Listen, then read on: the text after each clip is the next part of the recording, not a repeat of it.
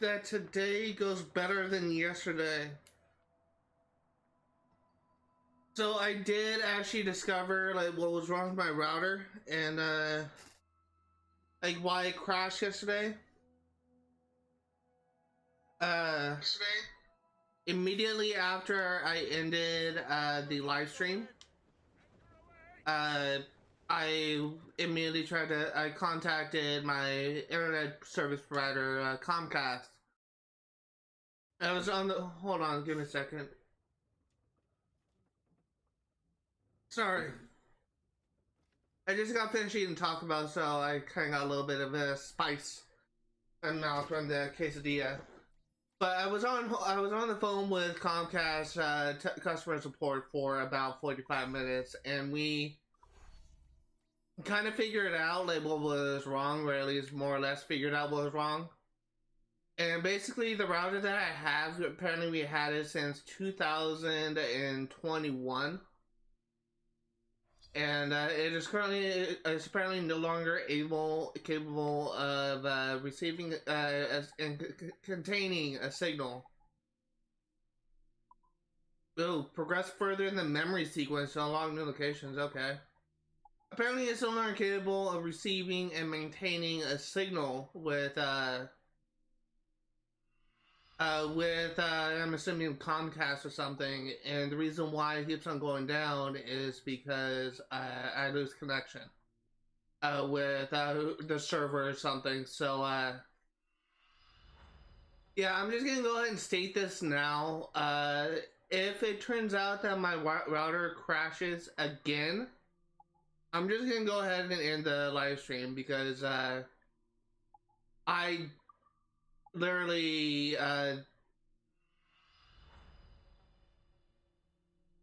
is probably not gonna, because what happened yesterday when I tried to live stream, when I tried to reboot the router and continue live stream, is immediately after I rebooted it, the router crashed again. So I don't think it's very likely that I will be able to get the thing I need. So what I'm probably going to do is I just kind of end the live stream a little bit early if my router crashes again. But we're gonna try to get as far as we can in this stream.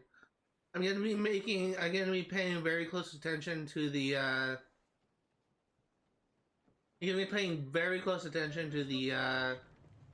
OBS, and as soon as I notice the reconnecting thing, then I'm just gonna pause the game. I will, of course, it's very possible that it may like reconnect, but if my router starts flashing the red light, then I'm just gonna call it. So yesterday we almost made it to the 2-hour mark, so hopefully we'll be able to get to the same point today. So I honestly don't know.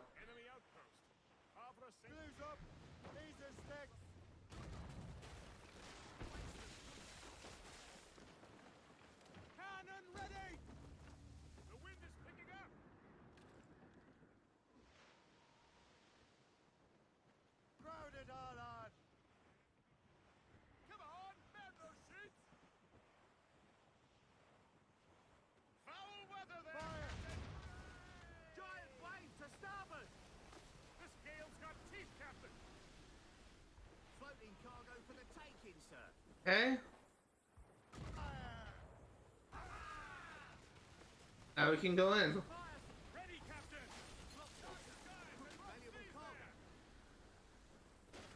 I don't know why I have the fan turned on, but every single time I stream, I'm always dripping with sweat.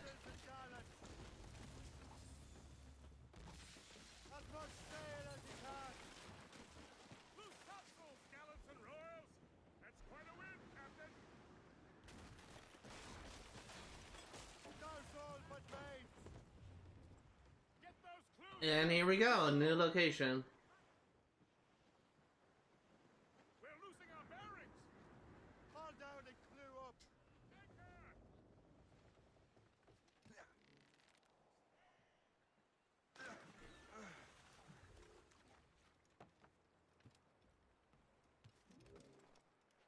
On double les patrouilles jusqu'à nouvel ordre.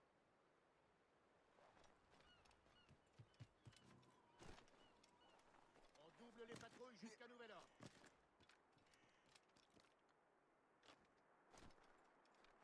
Okay, so let's go ahead and it looks like we're gonna be getting a viewpoint first. Great. Double les patrouilles jusqu'à nouvel ordre.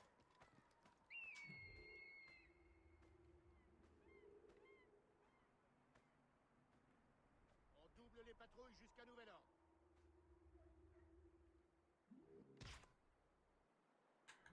On double les patrouilles jusqu'à nouvel ordre.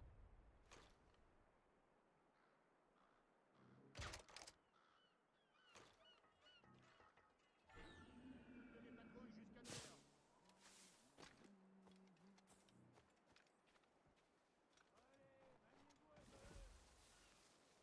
Félicien, j'ai une mission spéciale pour vous. Suivez-moi.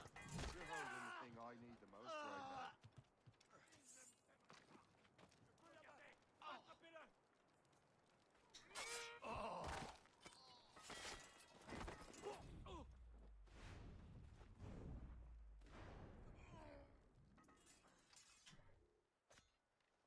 Okay.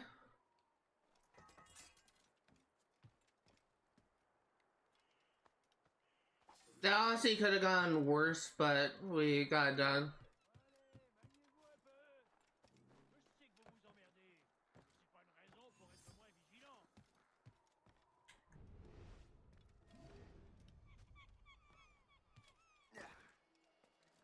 Jean et la Violette, vous allez patrouiller le côté nord.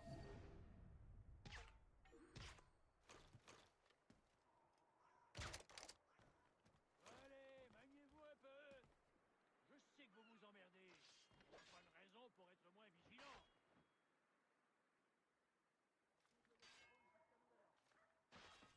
Jean et la Violette, vous allez patrouiller le côté nord. Félicien, j'ai une mission spéciale pour vous. Je l'ai en visée. Allez, maniez-vous un peu. Je le vois. Je sais que vous vous emmerdez. You have the key to my heart. J'ai une mission Well, spéciale pour vous. for the Okay. spies here at the very least. Rien jusqu'à ce qu'il se remette de sa blessure.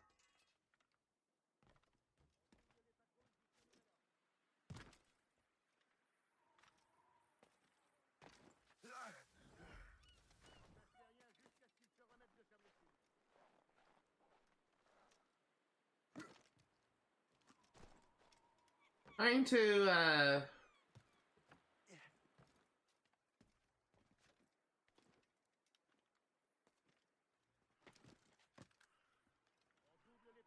trying to get over to that higher elevation thing. Charles, tu remplaces Terrien jusqu'à ce qu'il se remette de sa blessure.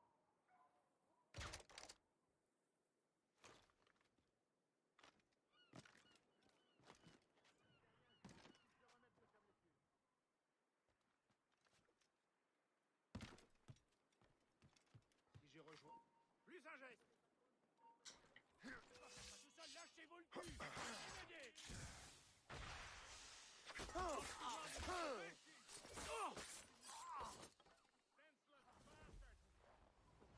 Okay.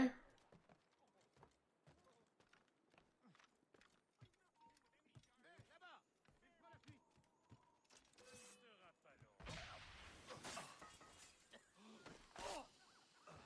Sera pas long. That guard should be dead now. Prête pas ici. Il n'y a rien à faire ici, mon gars.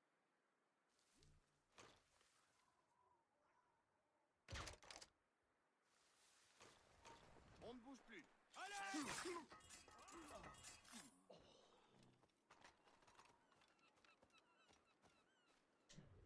There we go. So far, my stream looks like it is intact. If we're lucky, we'll be able to stream the full 3 hours. If not, oh well.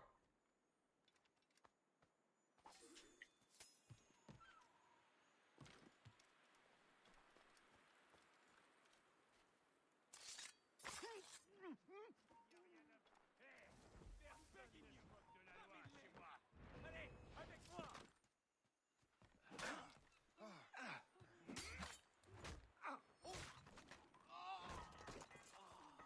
Let's loot up.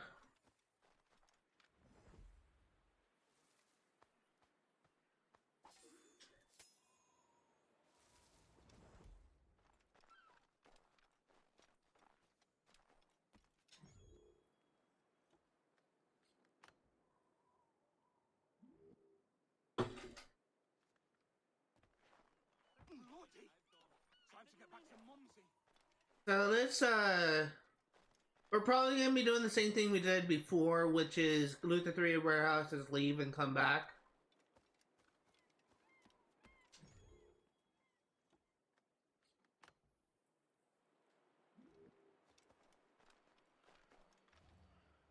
I'm honestly really hoping that I'll be able to stream the full 3 hours, but I've also noticed that my internet really seems to struggle when I'm watching a live stream or when I'm live streaming itself, so it's very possible that we actually won't be able to do that. But we'll see. We'll be able to stream full 3 hours.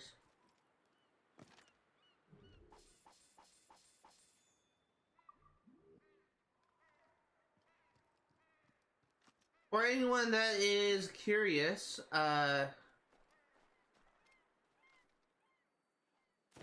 we are approaching the 50% mark, so it's very possible that... Can I actually make that? It's very possible that we will be able to,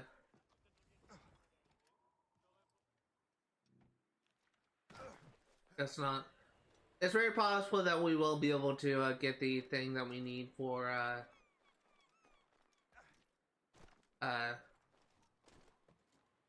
it's very possible that we will get the percentage we need to get to 50%, which is great.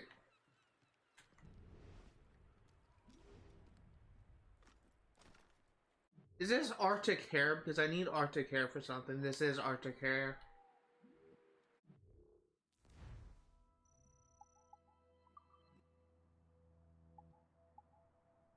We need 2 Arctic hair pelts for a crafting upgrade, so we'll go ahead and try and get that.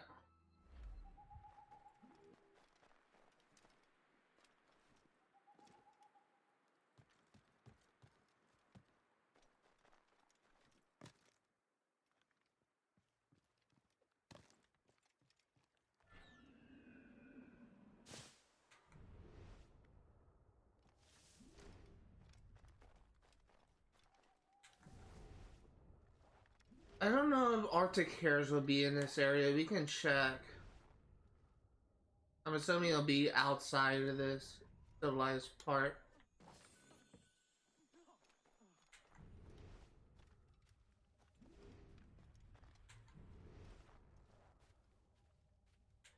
done, spare me, friend.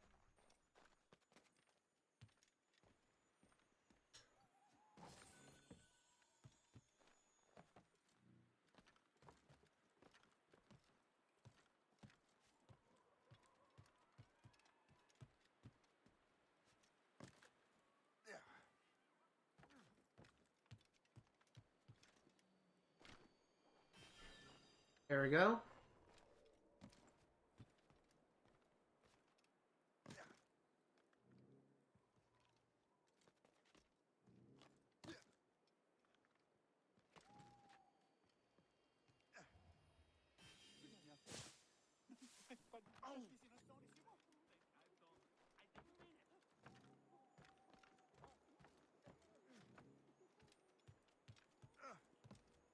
Is this... No, this is not the last one. Oh, it is the last one. Okay, so let's look for the Arctic hare then.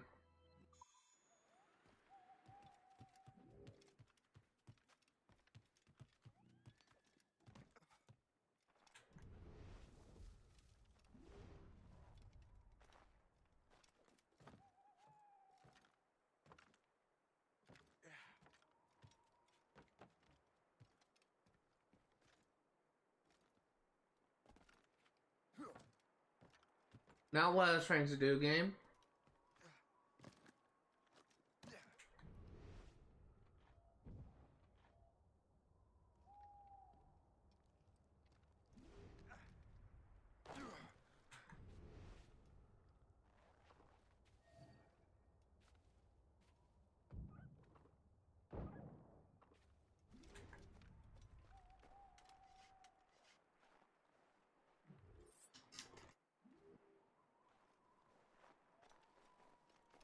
Okay.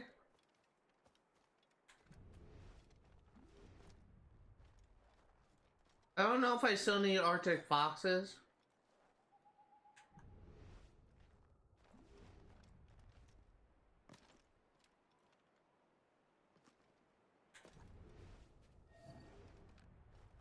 Fiche-moi le candidat.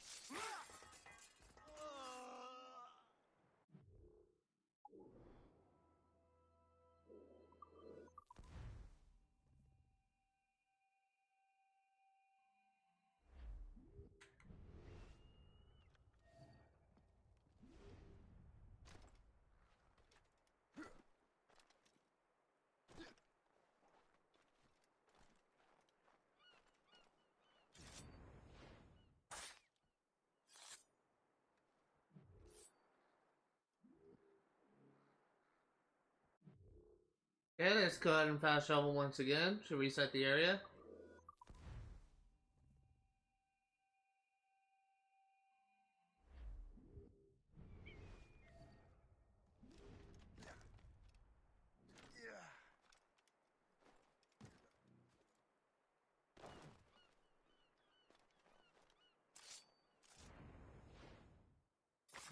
Oh, my grandma's calling. I'm gonna mute myself.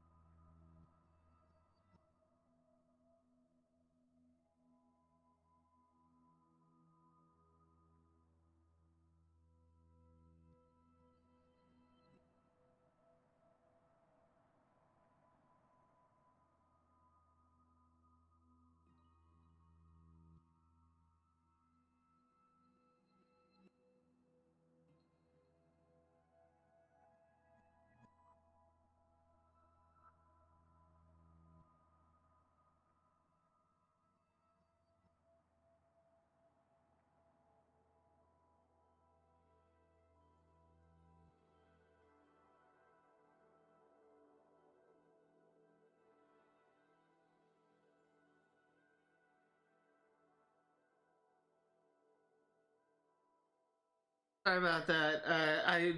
My grandma is actually showing signs of Alzheimer's right now.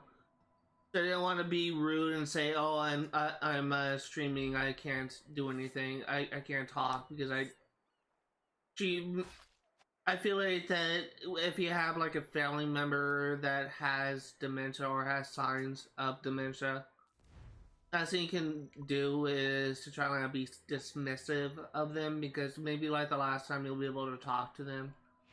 My dad's mother, my grandma on my dad's side, actually died of dementia or dementia in 2021, and by the end of her life, she didn't even recognize who her son was. So it's just like really sad, but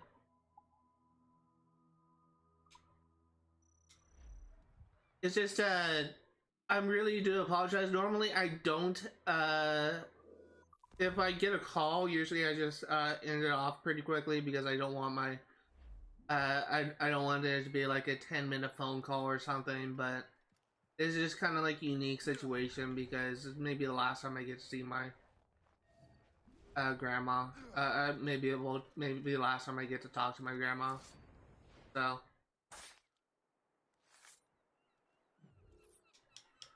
it's just I've already kind of experienced like the whole dementia thing once, and I know how serious that thing can be.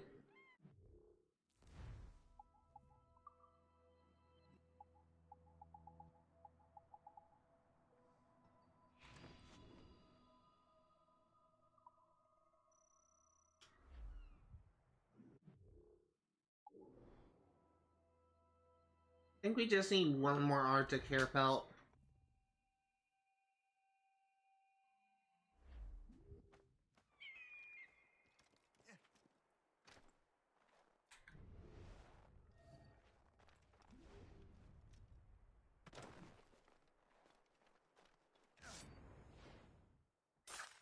It's actually a really good spot to farm Arctic hair pellets.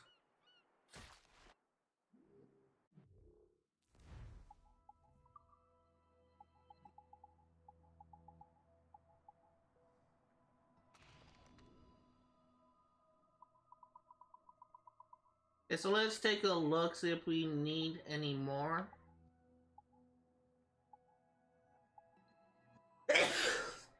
Sorry.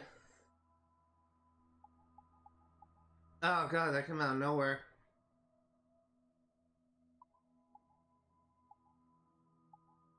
Oh, we actually need another deer pelt. I have to keep that in mind.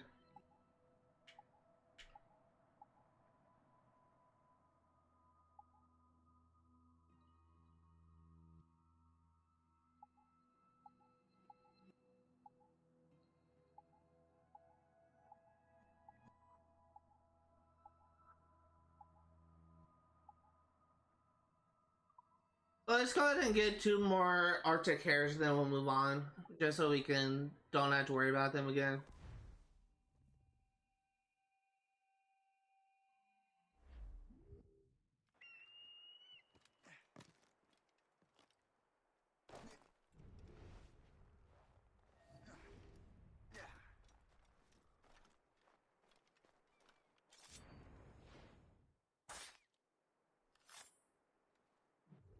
It's just to kind of talk more about my grandma.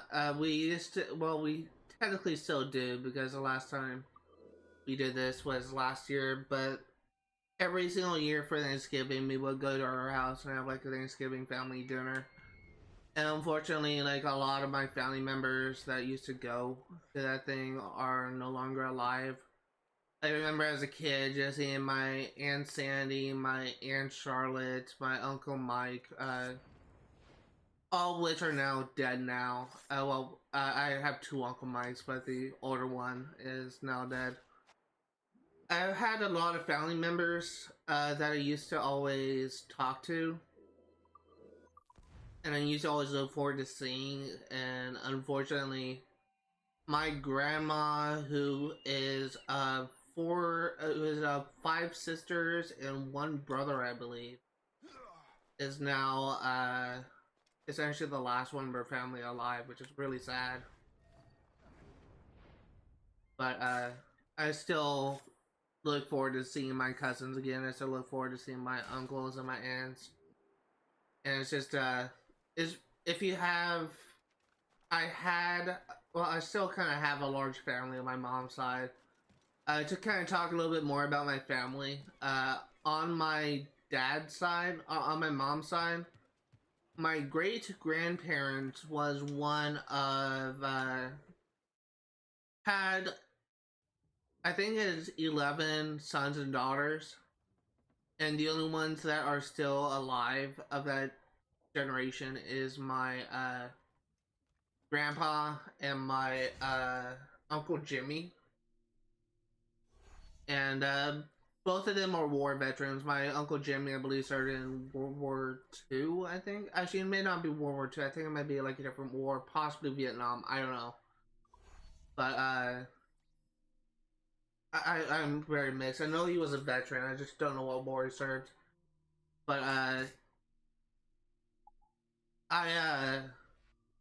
essentially the only ones that are alive is just related like to my grandparents, and this is completely different from my grandparents and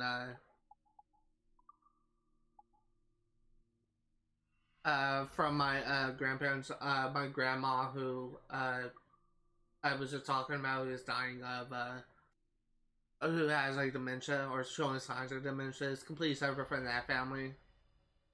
But it's just like really kind of sad because like you encounter like all these family members like growing up, and then just watch as you grow older as those family members just are dying.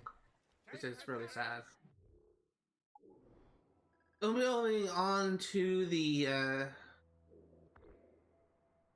we're just gonna be going around getting all of these Uncharted collectibles, and then we're gonna be moving on to the River Valley. Squall, pick it up, Captain!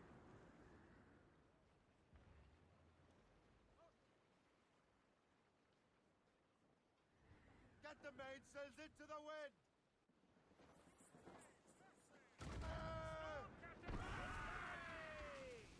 For those curious, More sail! All sail! my family is larger on my mom's side than it is on my dad's, and in fact, we actually just recently kind of had an instance where my dad's brother just died recently, and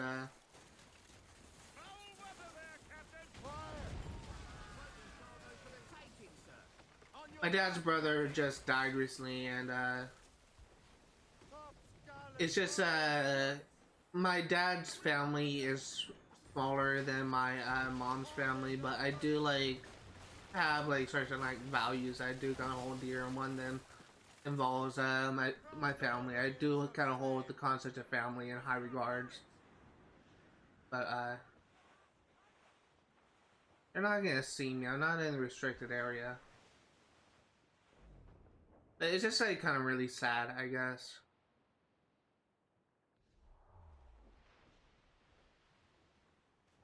I'm Douse the royals and tops! I have to wait until you leave.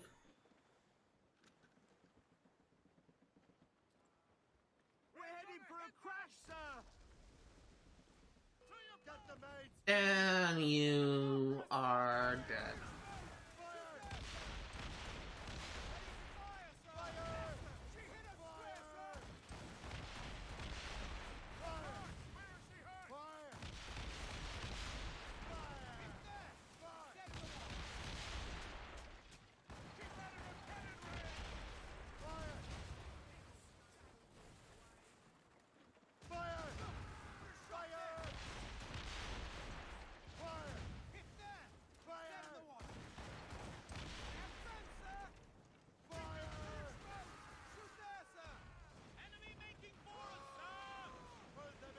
Yes, we're doing some naval combat.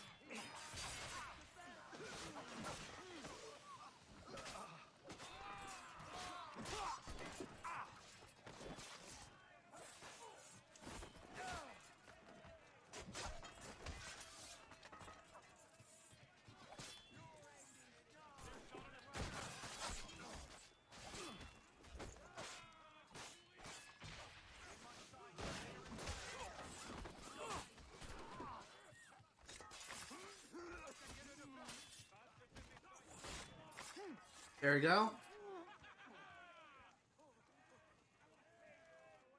Hey, the Morrigan.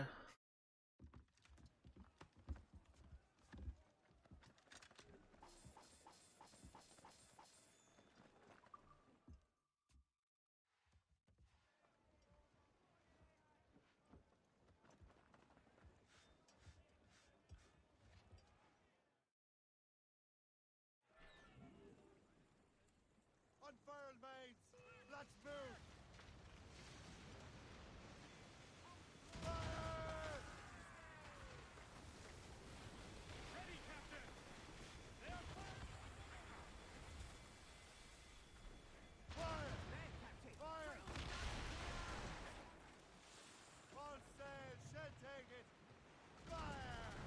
Damnation! Damage report! What's the news? Cannon ready! Fire! Get out of range or they'll sink us! Fire! Come on. Fire! Kill away! I'm just gonna loot this royal convoy, then I'll leave. They have too much firepower, sir! Fire! Back away! Fire! Ready! Fire! Fire! Fire! Get out of range! Fire! Taking a blow, Captain! Ready to fire! Fire! Are we the border, Captain? There we go.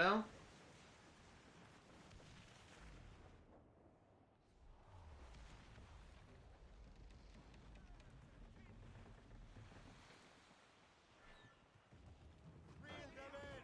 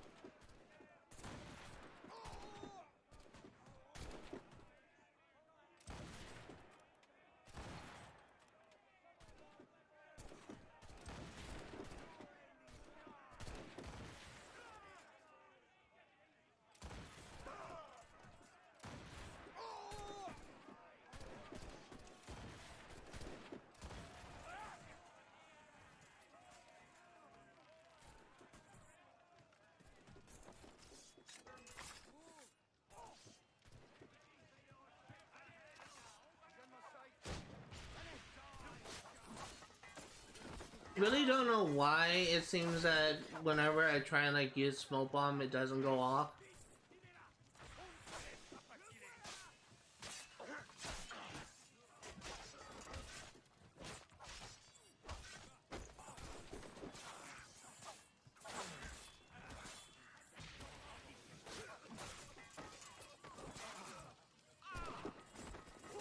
There you go.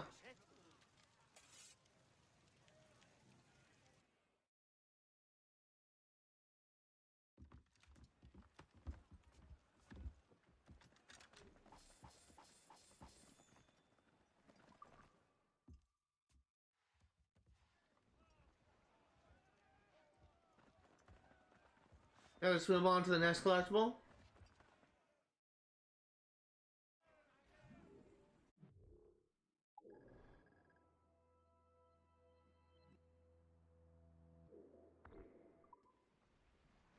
Close down! We should Back some reinforce way! the Morrigan with these supply sheds. Something I will say is I'm not going to be going for harpooning until I fully upgrade the boat and the harpooning stuff. You could, in theory, do some harpooning now, but I'd rather wait until like I get the maximum amount of harpoons I can keep in storage, and make sure my ship durability is at the max.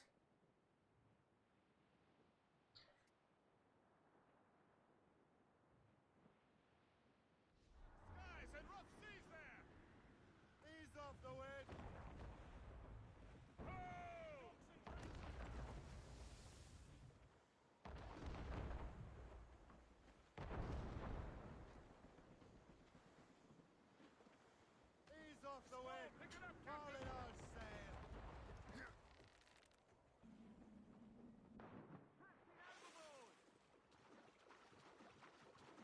So, I guess something I will say is I will be kind of glad once I'm actually done with North Atlantic.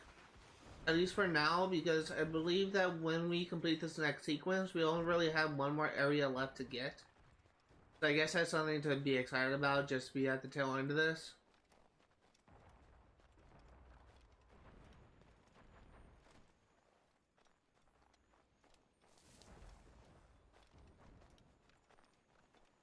I see. Hey, penguins again.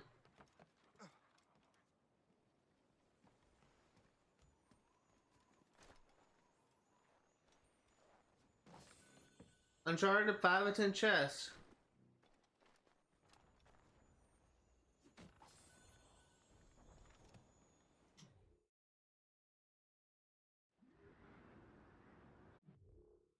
Moving on to the next one.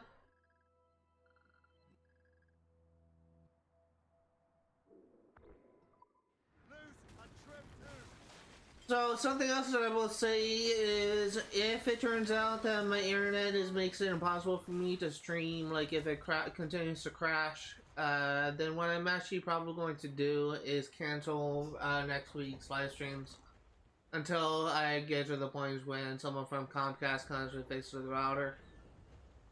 So.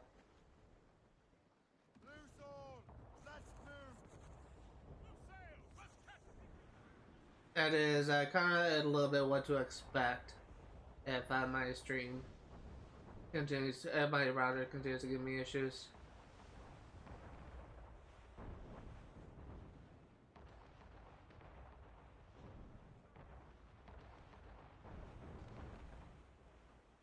I'm actually really curious about something.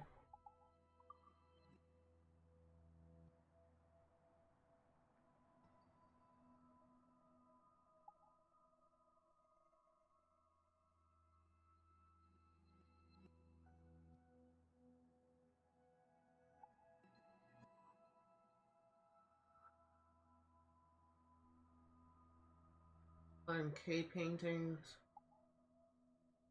I'm trying to see if it actually requires us to do all those like clashes things, which I would really hate if that's a thing. But so far I'm not seeing anything.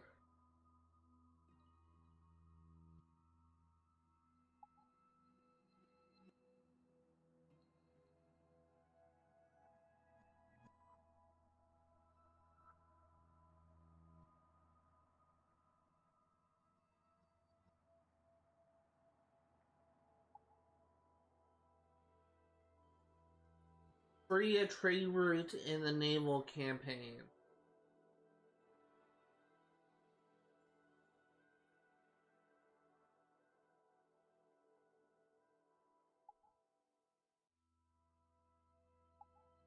Yeah, there's actually no challenges, at least as far as I can tell, for doing these clashes, so we are going to be ignoring. I would also really kind of hate it if it forced us to do something like complete like 10 clashes, because they don't really often like put you in a position of an advantage. Oftentimes, like say for example, the clashes events in on land. Oftentimes, the enemies are the allies are so weak and frail, they'll just get fucking murdered.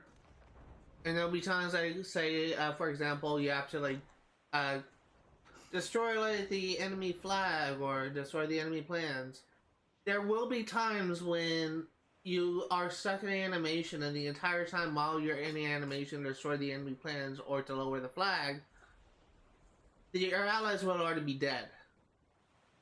So the best course of action for those missions is to actually kill every single target before you can do the objectives, but that can often like be a little bit more trickier than you would think. So it's just really kind of stupid. I would really kind of hate it if that was like a Abstergo challenge to complete like 10 of the clashes, because it's just really kind of hard. It's just oftentimes the odds are not in your favor to complete those clashes, so I'm glad that's not a challenge, at least as far as I can tell. You will of course be completing all the Abstergo challenges, so Look forward to that, I guess.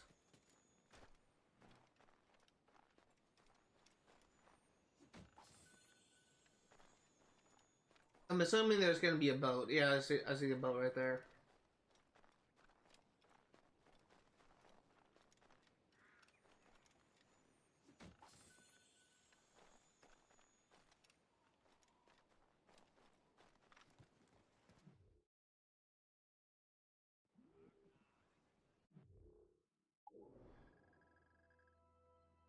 Okay, let's go and grab this Animus fragment and we should be done here. Let out some sail! Loose topsails, gallants and royals!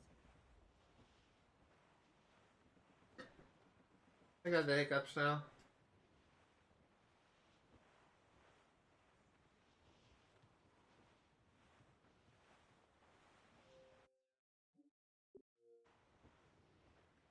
I was just double checking to make sure I'm not offline.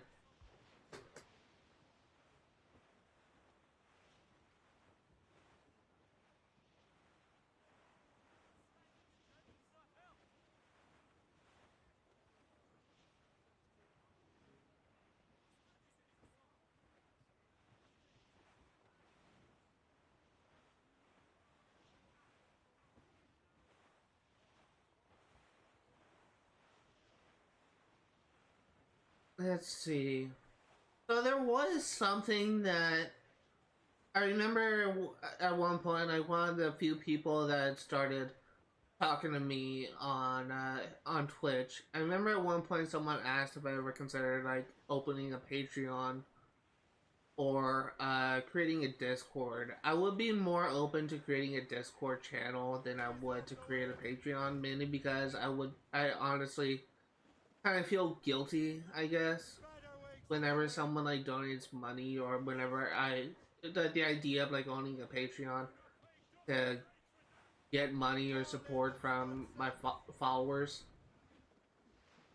Because if I am under financial troubles when I'm struggling to make ends meet, first of all, let me just go ahead and state this. I'm trying to be a writer for a video game company.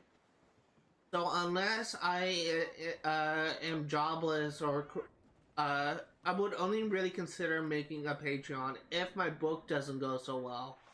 Like if it essentially flops and I'm making like no revenue off the books that I'm will be working on, or if I'm unable to get a job as a game developer, a writer for a gaming company, and I'm essentially broke and we're living off of Social Security.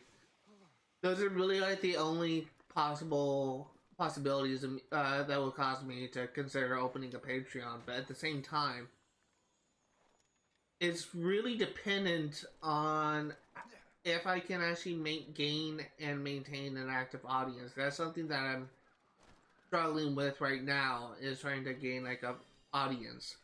I currently have 33 followers on Twitch, but most of those people that follow me are actually from like games that I'm no longer covering, and I'm assuming they're interested when you're playing those games I'm no longer covering. And no one really says something in chat, so as far as I can tell, I'm streaming to no one. So I'm not ready to say that I have an active audience at this point. Like, even I have 33 followers, I still feel like that I don't have an active audience. And until I get to the point when I'm getting like a bunch of people saying that I have a sneeze. Until I reach a point when I get a bunch of people communicating within chat, and until I reach a point when I'm sure that a lot of people are watching my content, then I'm pretty sure that if I were to create a Patreon right now, it just won't be used, essentially. A Discord is actually something I'm more open to, and because I think that having a place where my community can actually talk with and actually communicate with could actually be like a really interesting thing, and it's free. It's not like I'm charging people like $1 just to participate in the Discord. It's entirely free, and it could also be interesting to communicate with my audience when I'm offline. But again, I'm not ready to say that I have an active audience yet. But I'm more open to creating a Discord than I am for creating a Patreon. I don't get those type of topics. I don't really get people that just suggest me doing that much. But I will say that it is something that I have been thinking about. Mainly because people have kind of brought it up in the past. But I'm not willing to... I'm really gonna hold off on considering doing that until I actually get to a point when more people are actively watching my stuff. And honestly, something I will say is kind of looking like that my it's looking like that my YouTube channel is starting to become more popular than my Twitch. Because I'm now like completely even with followers on Twitch with subscribers on YouTube. And I will say there was a kind of a bet going on within myself that if, for those curious, Twitch has something called affiliate, which requires you to get 50 followers on Twitch, stream for X amount of time, and to have a certain amount of followers. A certain amount of like an active amount, like 5 people talking at once in your given stream. Great name. One of my friends, Fat Loser, his name used to be something else, but the threshold for getting to affiliate is 50 followers essentially. And what affiliate does on Twitch, just as a quick reminder, because I actually talked about this in the past. What affiliate does on Twitch is it makes it so that they can essentially run I'm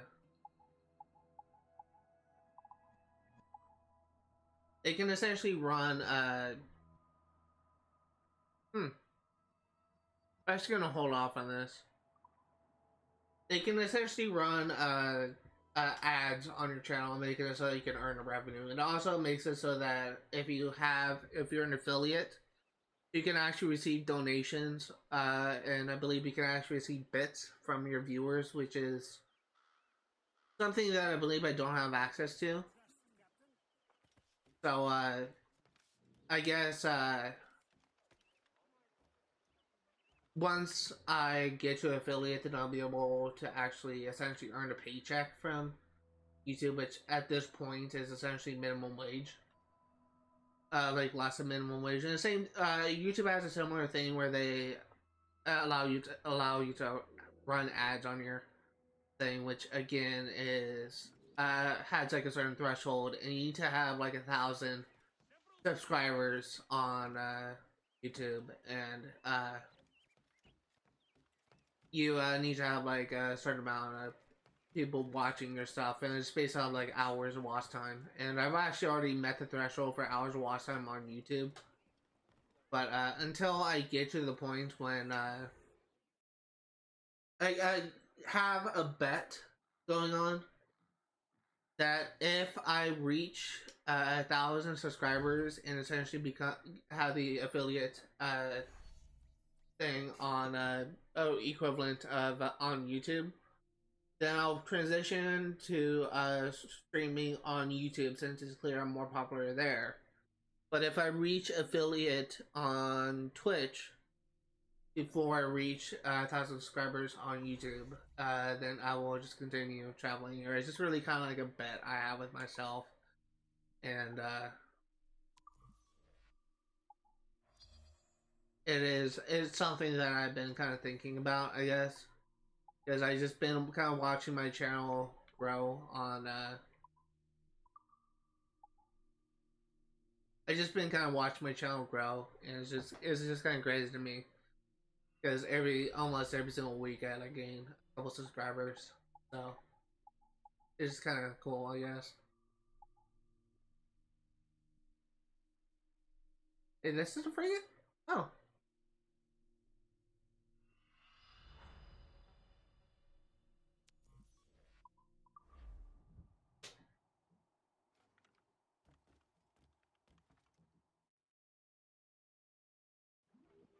Phone just went off.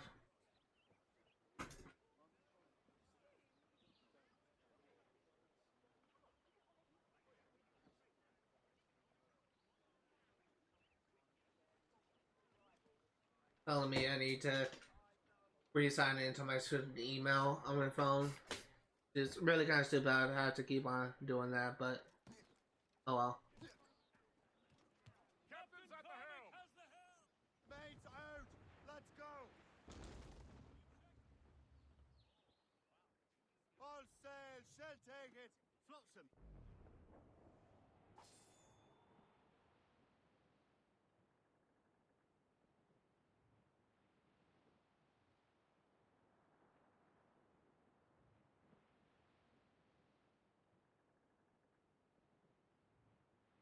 Let's see. If we can handle a 2-star gang attack in New York, then we can probably handle this.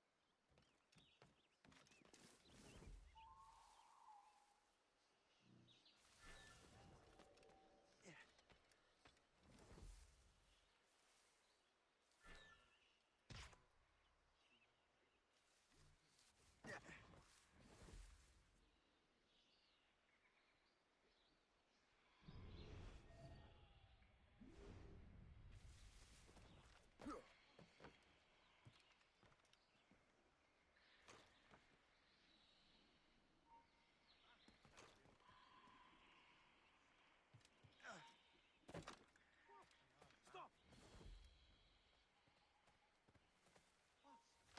Oh!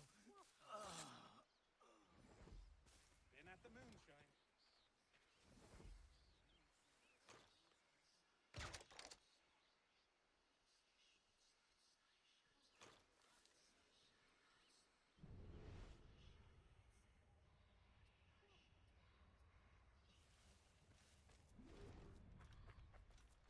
Okay.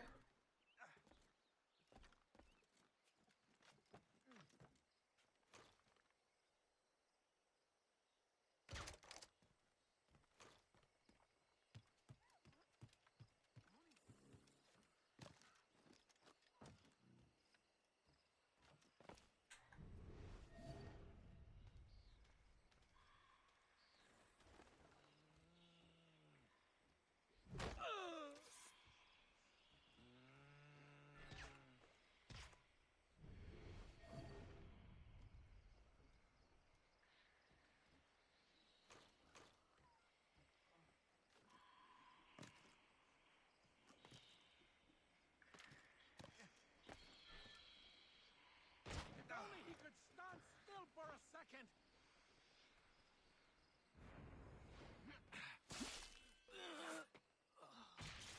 When I find a turd in the underbrush, will you die with honor? You run the coward you are! I'll regroup our forces.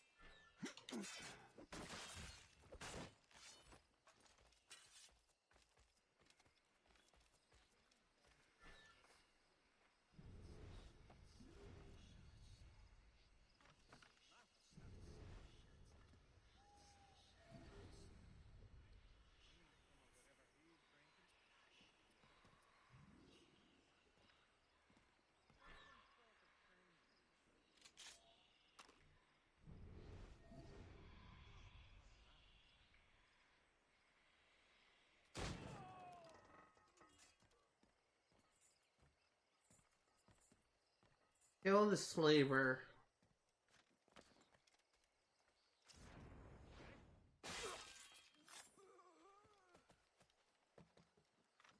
Give them a few ales and they think they can fly. Time to die!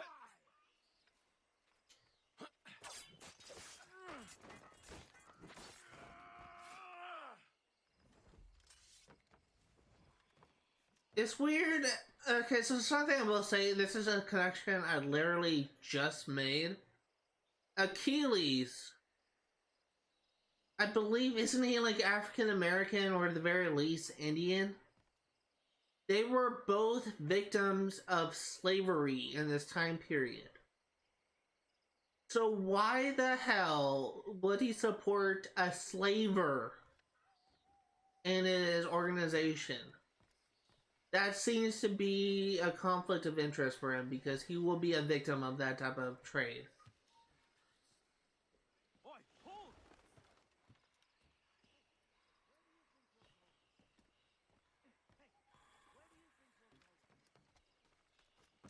Get down from here. I'm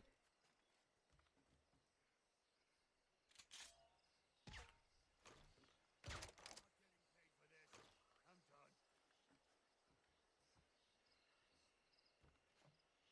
be.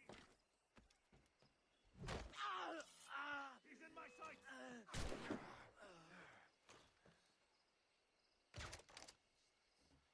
I realize I'm not being as stealthy as I could be, but I'm just trying to get through this pretty fast.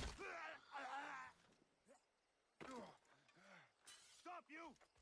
Your mother will mourn you. And that was honestly not what I was trying to do, so that's fine.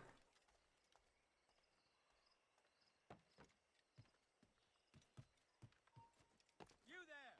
Stop! Henry! Stop ogling everything with milk bags and do your job!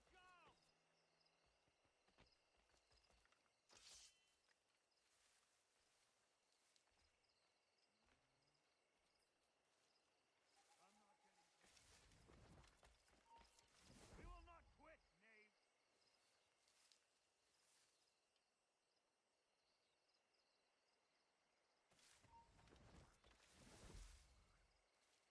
Senseless bastards!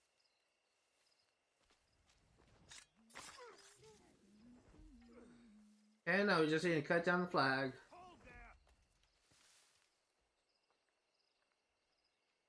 Yoo-hoo!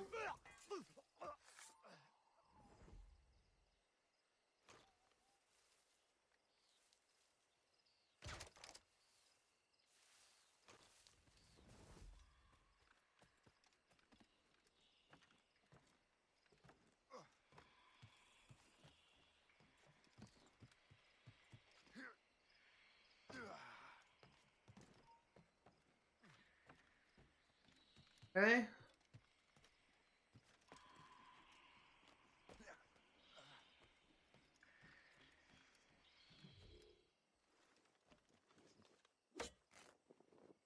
Town liberated.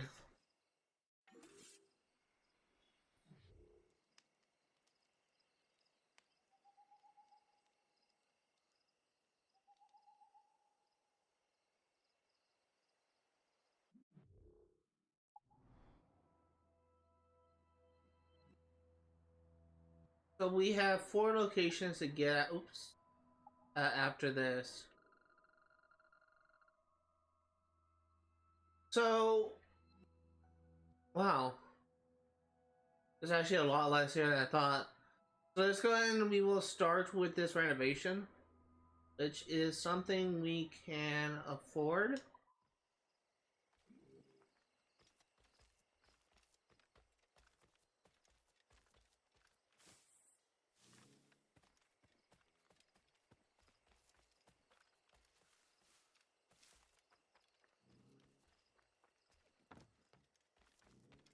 We're ready and willing to do some good work, kind sir.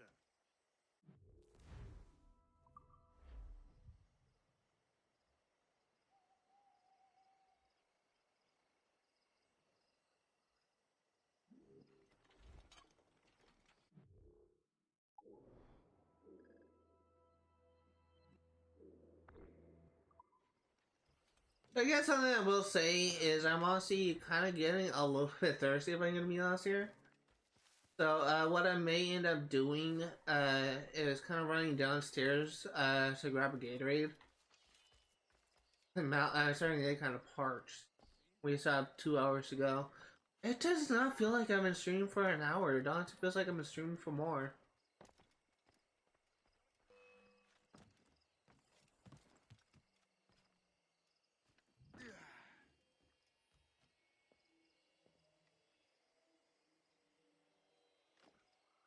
Dude, really? Let's try this way.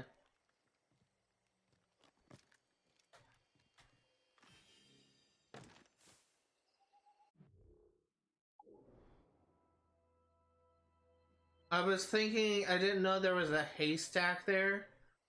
I was thinking what it was going to do was kind of jump to that little ledge there, but I guess I was supposed to do a leap of faith. I didn't know. Okay, this looks so sketchy. Look at this. I would be so scared to walk under there. It's like a single sneeze could like trigger that thing to collapse.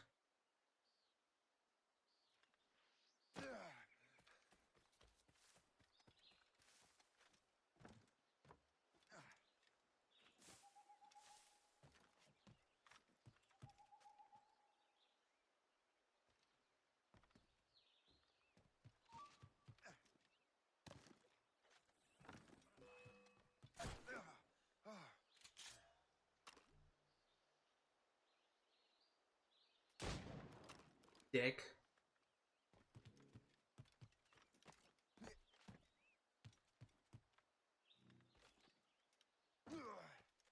Like, I liberated your town. I got rid of a freaking gang hideout in this town.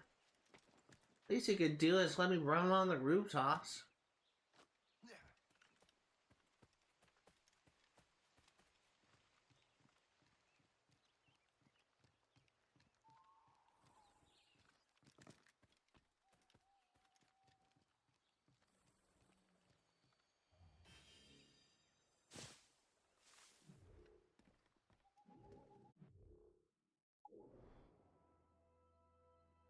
Two chests there in the shanty. Let's go and grab this chest first.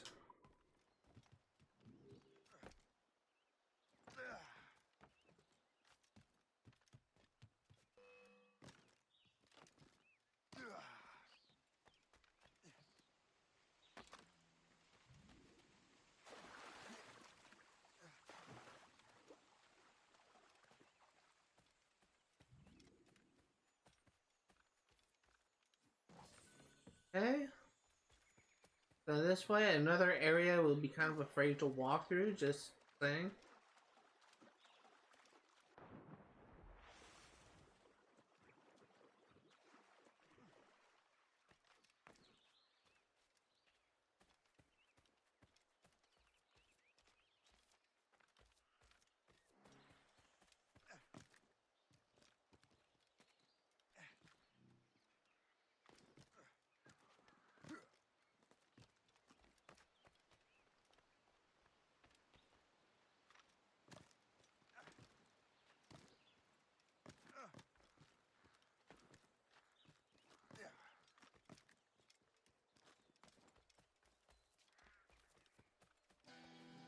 Dude, I feel like I was very close to missing that, but we got it. What shanty is this?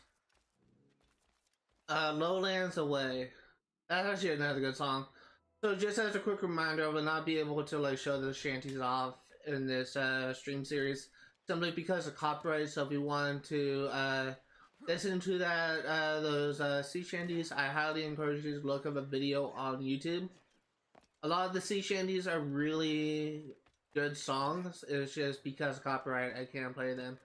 And this is just something that I will say on YouTube. I may be able to get a free pass because there's people out there that are able to run the game just fine with sea shanties playing and they don't get flagged, but it's just only on YouTube. Only on Twitch are you flagged for copyright when sea shanties are playing. This is actually a common problem that, as far as I can tell, Twitch streamers often deal with. And at least it was a problem in like 2021 or something when this Reddit post I was looking at took place. And for those curious, what I usually end up doing before I start any series is look up to see if like any. It's just actually a good rule of thumb actually before you start streaming any series to kind of look up on the game's website to see if there are any like streaming rules that a game may have. And what I mean by that, oh god, what game was that? I don't know if I will be able to show it here, but this is only Xbox 360. There's a game that I streamed in the past that actually had a dev rule, and honestly, I cannot remember what that is. But that like a page for streaming on. They had a page for rules for streaming their game, and I cannot remember what game that was. But it said, oh, it was actually Assassin's Creed. I looked up in the stream rules as for Assassin's Creed. And it says that the game actually has music licensed from a third party. So if you are to stream that game, you are advised to stream with music disabled. That's what I'm doing. There are some games that I actually says that they're okay with me streaming with music on, like, but Twitch flags me regardless. And the game in question that said this is Stardew Valley. And for the longest time, I was able to stream Stardew Valley without getting flagged for copyright. But one day, like, I started getting flagged for songs that I've never gotten flagged for. And it prompted me to have to, like, it prompted me to have to, God, I can't think,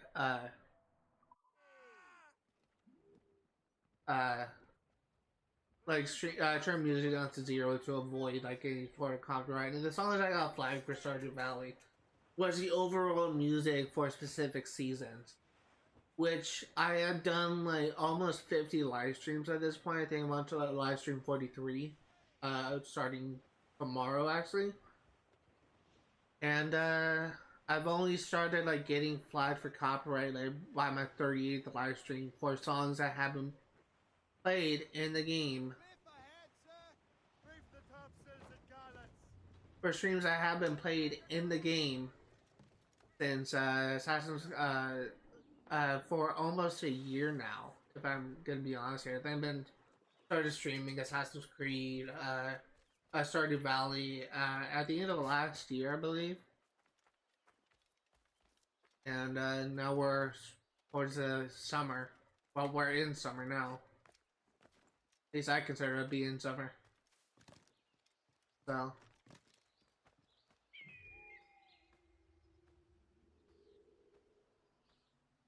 You always have to be careful if you're a live streamer, if you're a content creator. My best advice to you is do research into the game you are playing. Do research into the game you're playing because it's very possible that you may end up getting flagged for songs that are copywritten, or it's very possible that YouTube or Twitch may have some guidelines that you are unaware of that may actually cause some problems down the line. So really, a lot of people just kind of make the assumption that streaming or being a content creator is literally as easy as just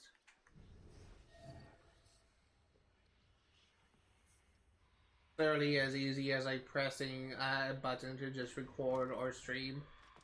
But there are rules to that.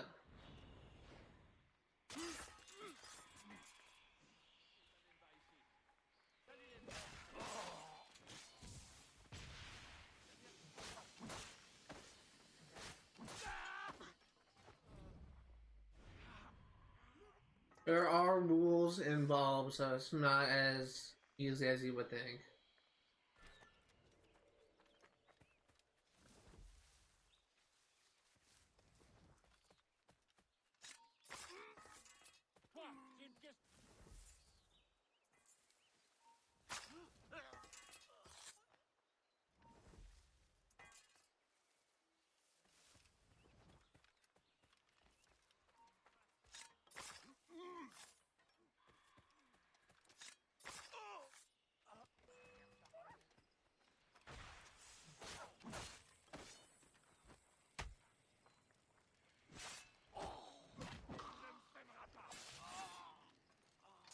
Okay.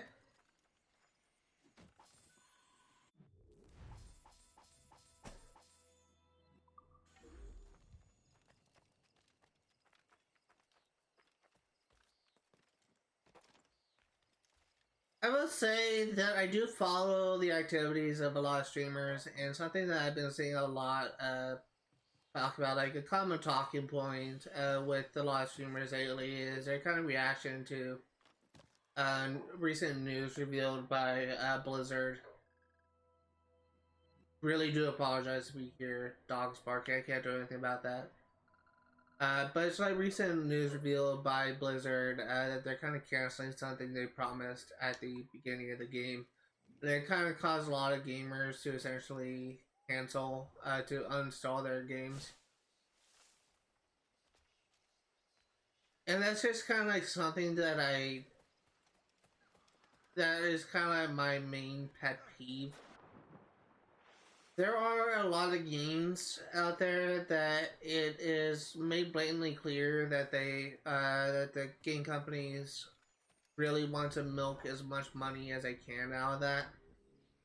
And there's really like two types of people that are that kind of go against that kind of stuff. Two types of people that react to that type of thing. There are people out there that do not try to like pay any money, those type of things, and just try to enjoy the game without like encountering that type of thing. That type of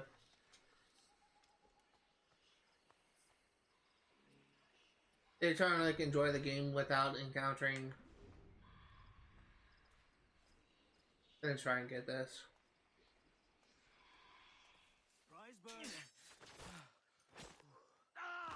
They try to enjoy the game without paying money out of their own pocket, and they just try to enjoy the game essentially without feeding the game company's wallets. But there's also the type of people that don't care about like spending their own money. They're willing to fork over whatever money they have, whether or not they could afford it.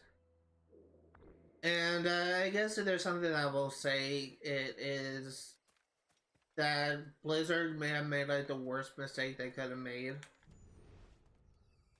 by essentially lying to the public, to their audience, and claiming that something was going to come and something that was going to be present throughout the game. And it turns out that it was not present they kind of scrapped the idea of what they promised, and they lied to their public that it was gonna. And for those of you that are unaware what I'm talking about Overwatch 2's PvE.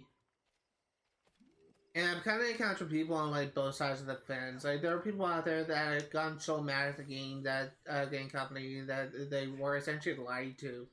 What they were promised about the game was actually not going to happen. But there are also people that just don't care.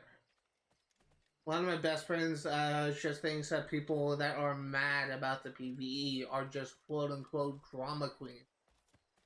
And he's willing to just continue to play the game, just start to fork over like whatever money he has to support like to be able to get like all the content released to that game, because he doesn't care about PvE. He likes Overwatch 2 because of its multiplayer. And that's really kind of a problem, if I'm gonna be honest here.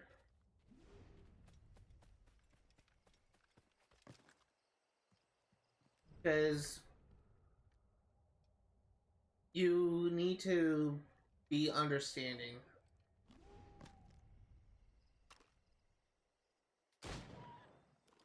You need to be understanding of essentially what the community wants. Like, Overwatch 2 may have like a decent multiplayer game, but at the same time, people only were investing in that game because of what was promised at launch. Before the game was launched. And without that, what they were promised, it is essentially just Overwatch 1.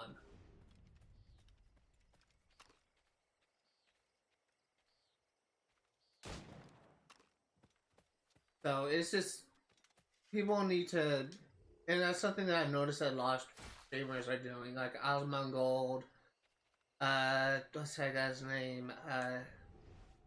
Like a very popular Twitch streamer.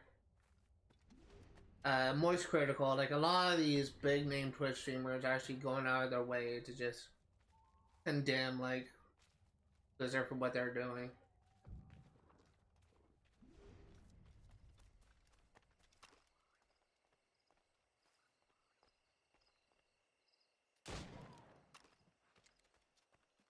And it's just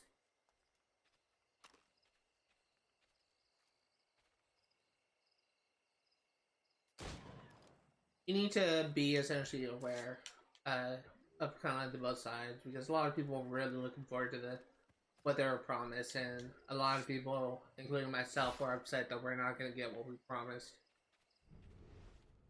And yeah, I'm not gonna like go out and like beat over the dead bush because I'm kind of running things to talk about, but kind of talking in circles at this point. But I literally just uninstalled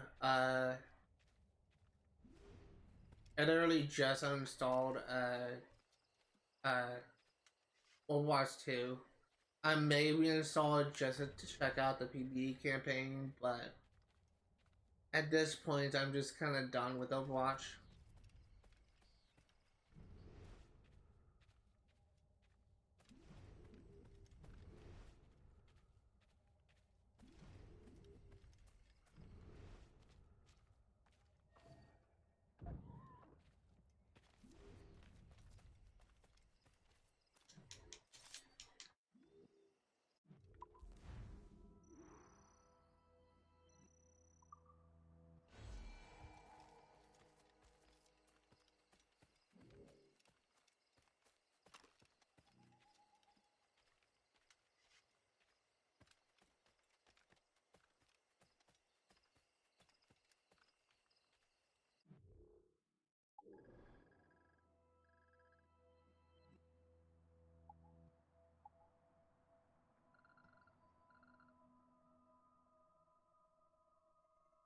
Oh.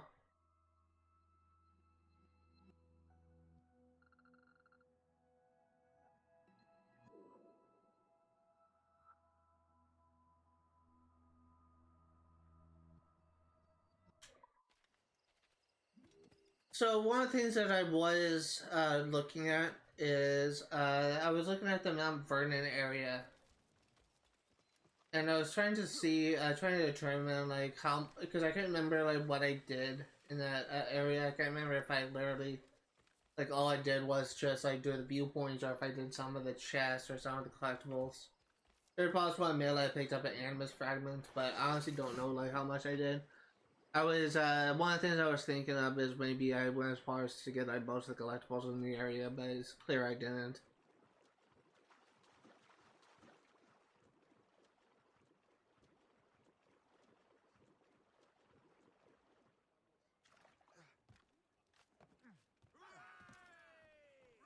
I think I actually got some stuff completed, so we'll go ahead and do that.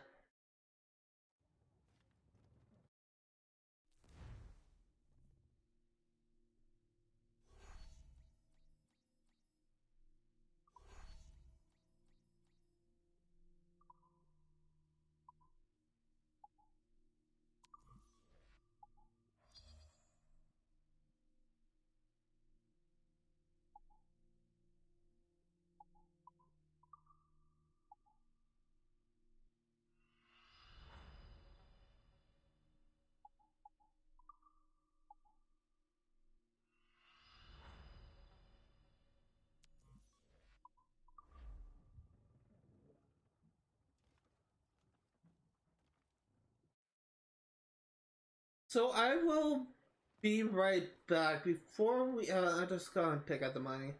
Before we move on, I'm really thirsty right now, so I'm just gonna run downstairs and grab a Gatorade.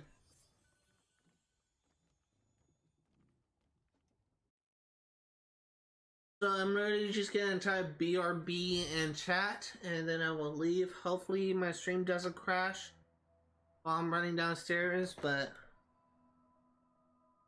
BRB.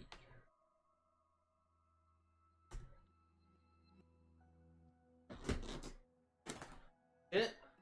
Let's not open my headset.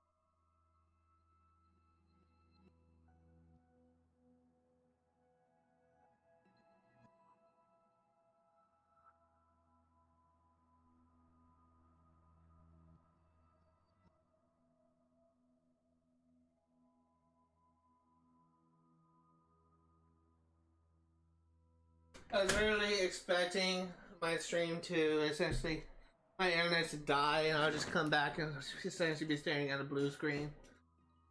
Really like the Twitch like disconnected stream picture. All right, let's go. Captain has the...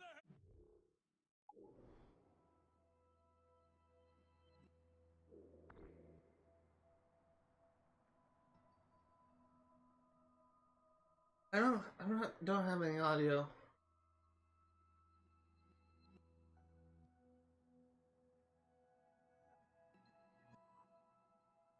There we go. Sorry, I couldn't hear the game. I guess I accidentally Mates, turned down the volume. no soul but mates. That's so nice. I'm actually hear. I didn't really. I can actually hear a lot of the audio clearly. I guess didn't have it turned up all the way. Loose sails! Let's catch the wind! So I will say we're actually nearing the tail end of what I want to do. Like for those curious, we're just gonna clear out this area, and all of this area except for this part right here, which is a location that we have not discovered. Everything else we will save for after we complete the sequence.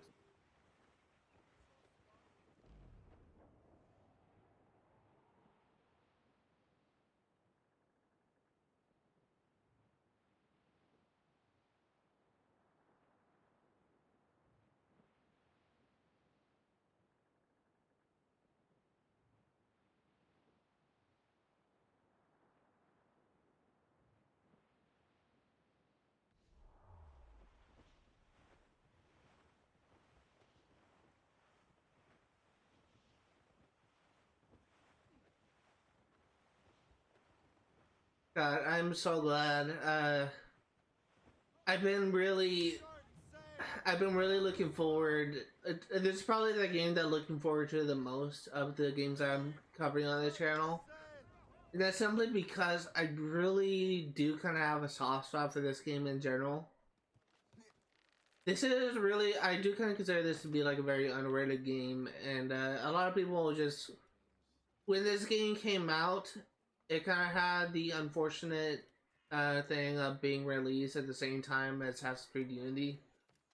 And Unity, despite it having a bugged launch, it was honestly more popular than Assassin's Creed Rogue, and more people were wanting to flock to the Assassin's Creed Unity than to play this game, which is much shorter.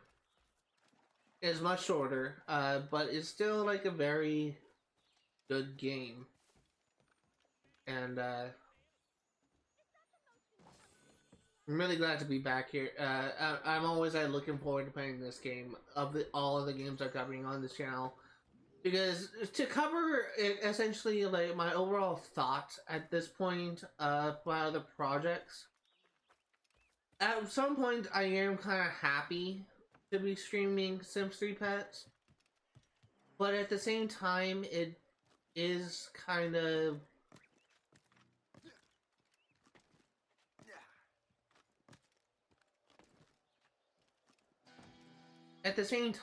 it's kind of how do I phrase it? It's not so much that it's boring. It's just not as exciting, I guess, as the other games I covered on my channel. And I will say that with the other games I'm covering on my channel, Assassin's Creed Rogue is probably the more action-packed. Goddamn dogs, just shut up. Assassin's Creed Rogue is probably the more action-packed of the game. And it's probably the game I'm looking forward to the most because I really love Shade Cormac as a character, and I actually have a soft spot for this game in general.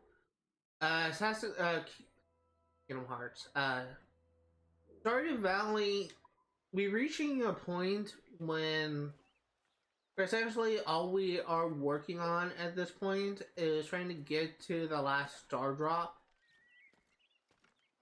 in Skull Cavern, which is taking a long time, and it's reliant on luck.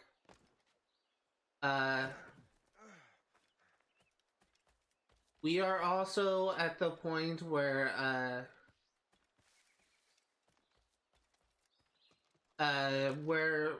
we don't have that much of the game left, but at this point, we're at the point where we're reliant on RNG, which is not something that I'm really particularly enjoying. We're reliant on luck in order to make progress.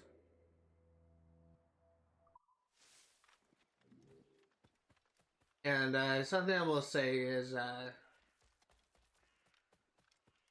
when I'm actually able to be done with Stardew Valley, initially my plans with Stardew Valley was it's gonna be one of those games I cover on my channel where every 10 or so games I'm gonna be covering a game that's really meant to relax me. But like Stardew Valley was really meant to be like a decompressing game, so to speak. But it's probably gonna be a long time before I do like another decompressing stream.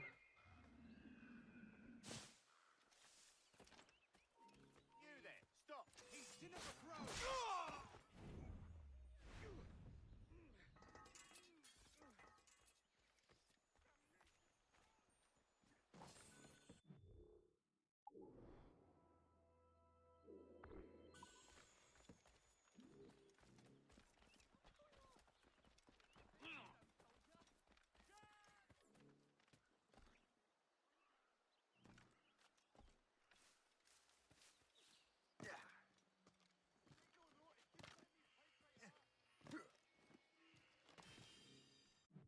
There we go.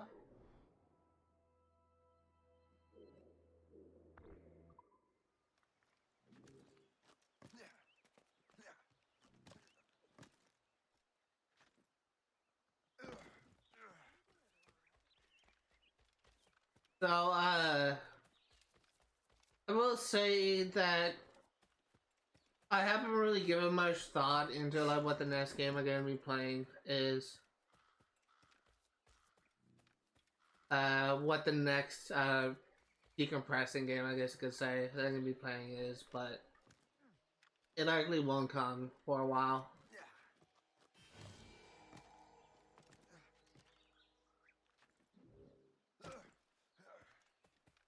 And the reason why it probably won't come for a while is because it's just not very entertaining for me. It's just not. It takes a lot of work. It's not so much that it's not entertaining. It's that it's. I do kind of feel like at times my commentary is just kind of lacking because there's not much going on in the game, and it's not really doing much to energize me, I guess.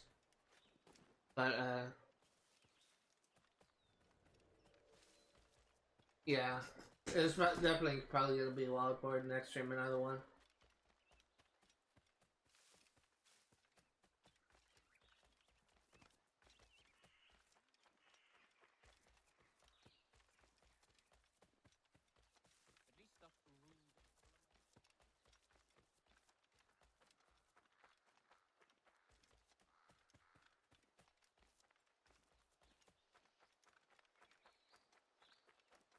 Let's see here.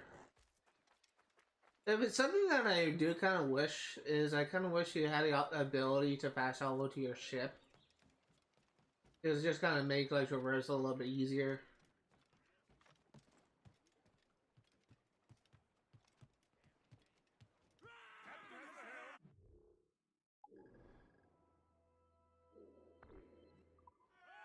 Lose my trip too.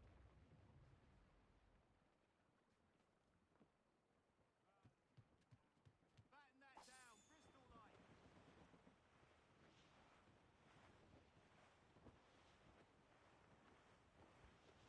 Douse the royals and tops. Drop anchor.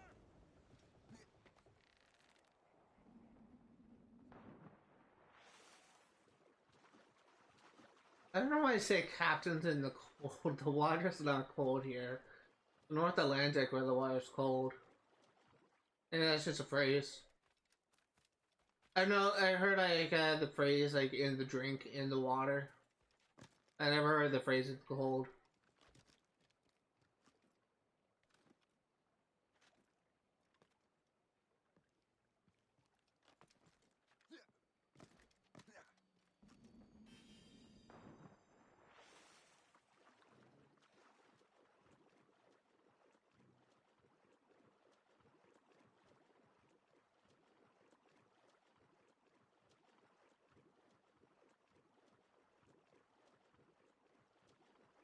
I really love the design of the Morrigan.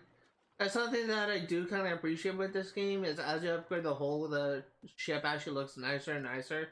It is something that I honestly can't remember if the same thing happened with the Jackdaw. Or if it did, it didn't really stand out that much. But I do appreciate that in this game at least, your ship kind of changes as you upgrade its hull, and that's something I do appreciate. The Morrigan looks so cool. Sails, let's catch the wind.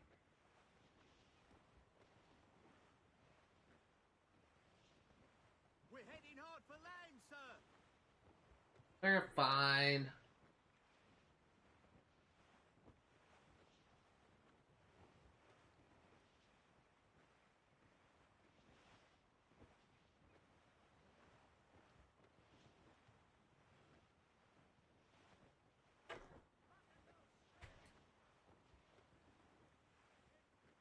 I will say I really want to change my outfit a little bit.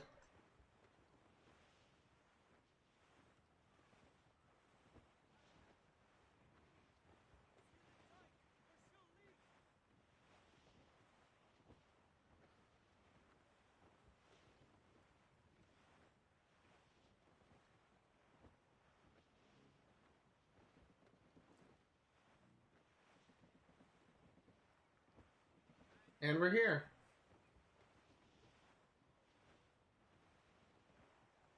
Reef it on tops. Vernon. Anchor.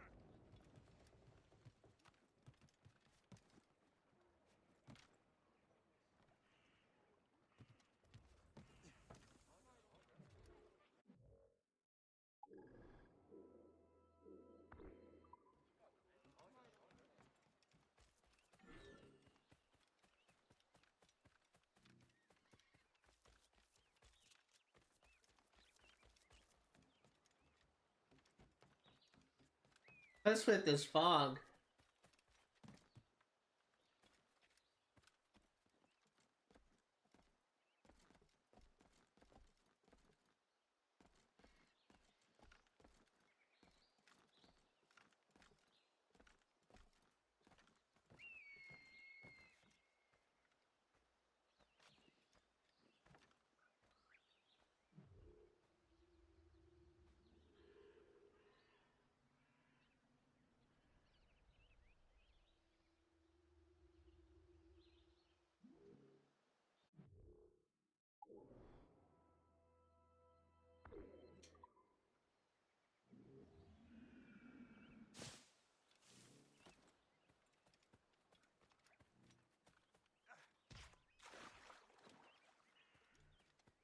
Okay, so go ahead and infiltrate the outpost.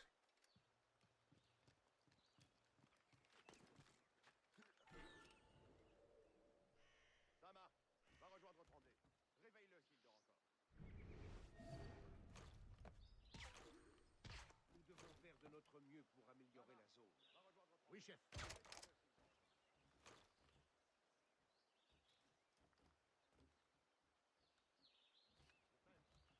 Nous devons faire de notre mieux pour améliorer la zone. Oui, chef.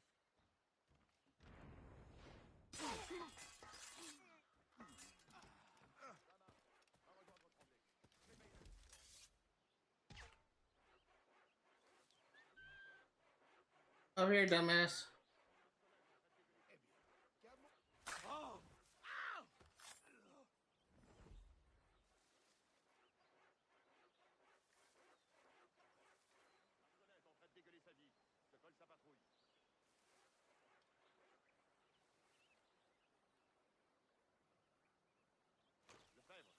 Marcelin est en train de dégueuler sa vie. Je te colle sa patrouille. Mort.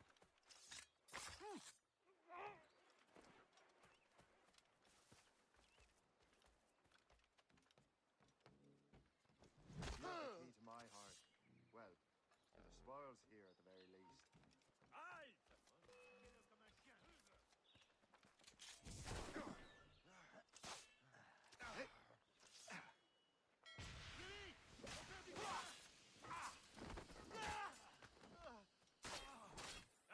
Au boulot, bande de larves!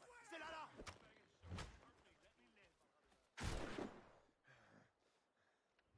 Ne me t'aimera pas!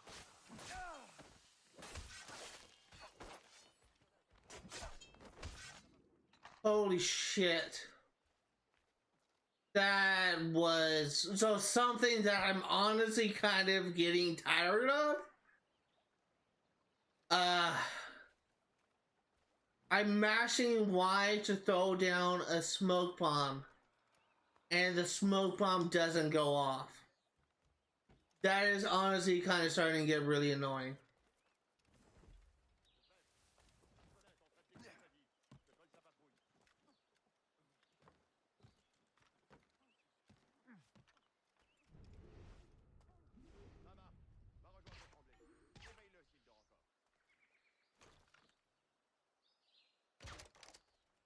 It's really starting to get annoying. Because I almost died there because Shay wasn't throwing down a smoke bomb. It's like there's a delay between you press Y and a smoke bomb coming out, and the delay can be interrupted if you get hit.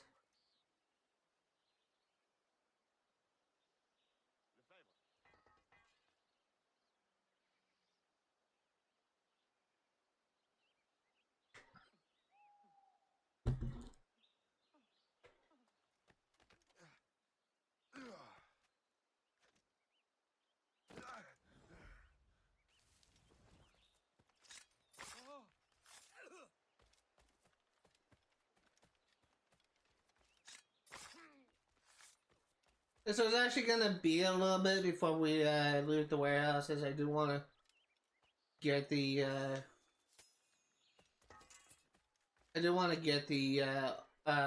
collectibles here.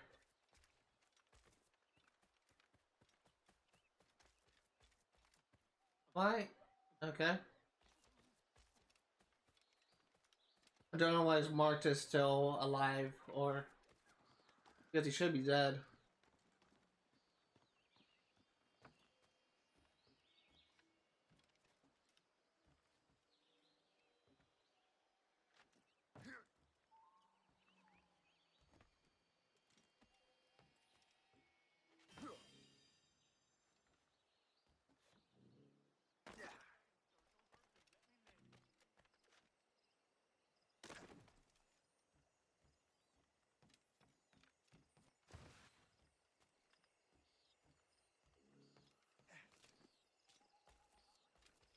Les Anglais auront beau dire, reste digne.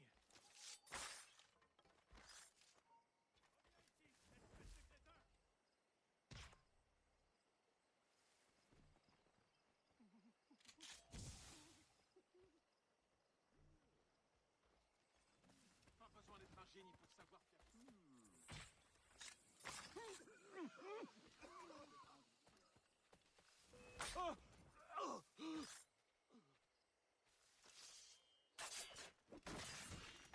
There we go.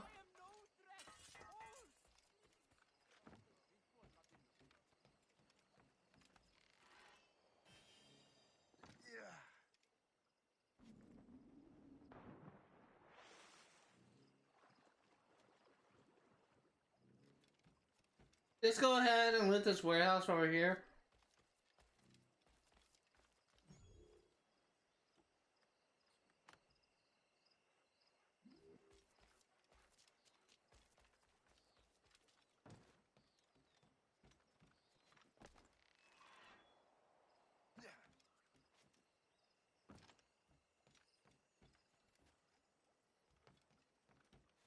Toi, là-bas, tu penses tout perdu. Cette charogne là-bas. You had your chance, and you lost your chance.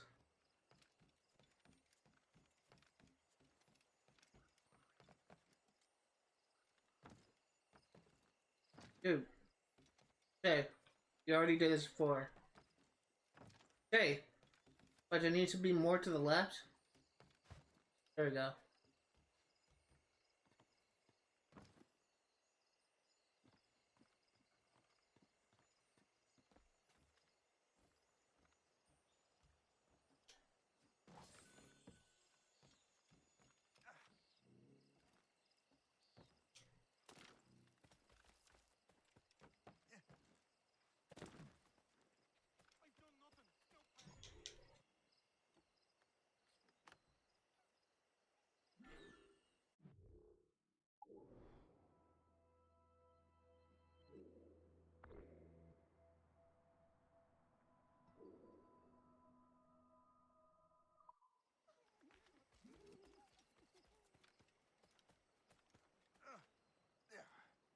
Hey. Oh, wait.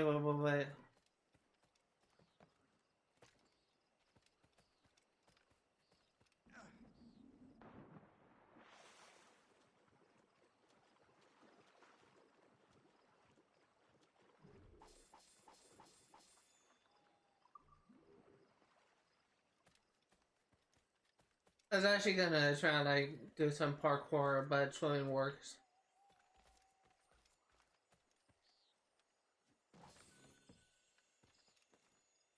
That's why I was saying wait, because I thought I saw some trees I could climb to get over the fence. But then my attention went to that gate thing.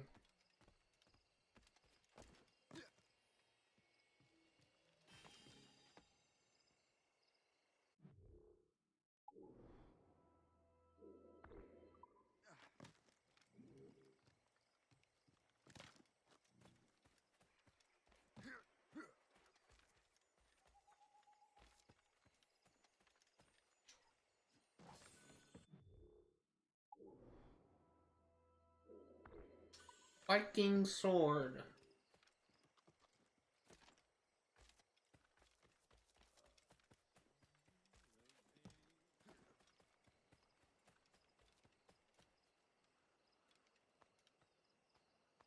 Now that's booty.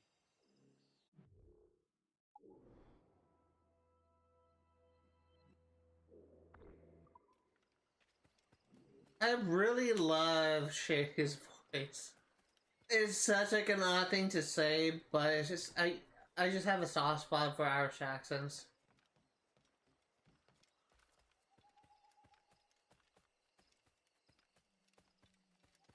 Les Anglais auront beau dire, reste digne. Ne riposte pas.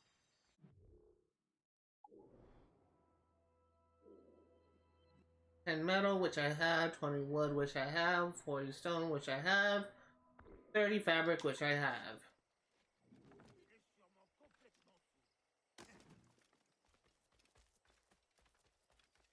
I'm waiting for your instructions, sir.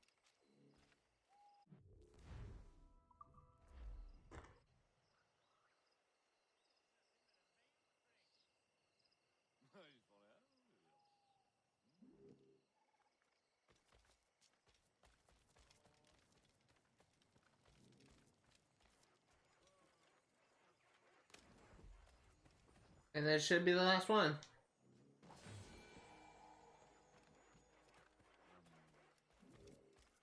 Ash Creek, 100%.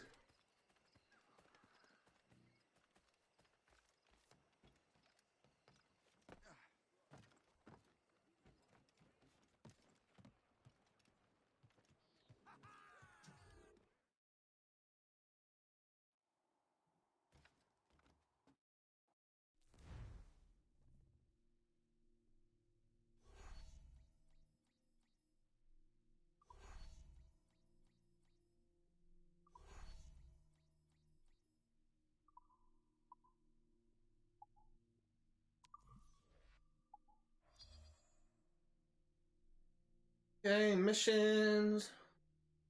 Florida.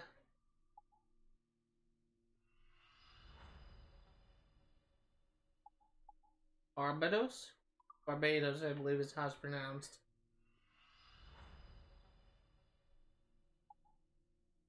Cap Francois.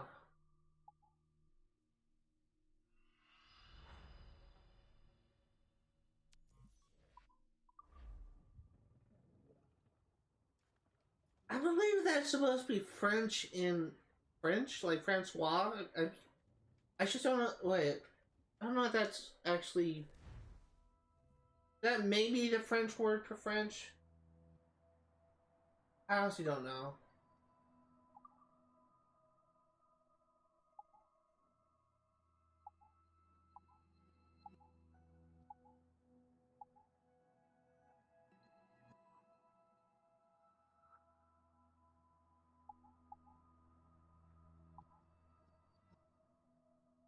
I'm gonna wait until I get just a little bit more metal until I get to the 300 range. Because I want to get a round shot upgrade and I want to get a mortar upgrade. But I'm probably going to go for round shot first and then save up again.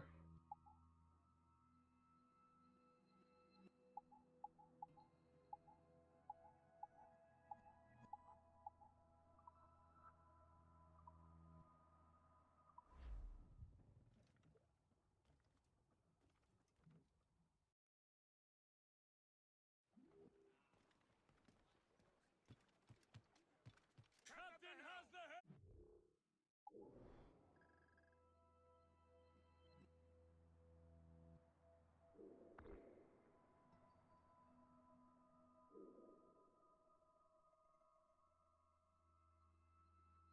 Hmm.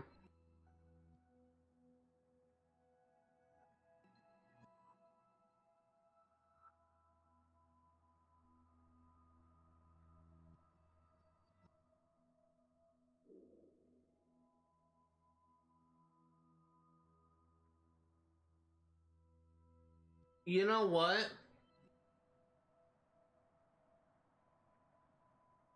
I think this and this is going to be the last thing we do because I really want to make some progression again.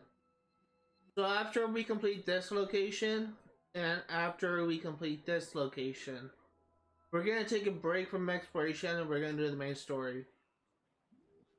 Get the mainsails into the wind! Full sails. Check every sail.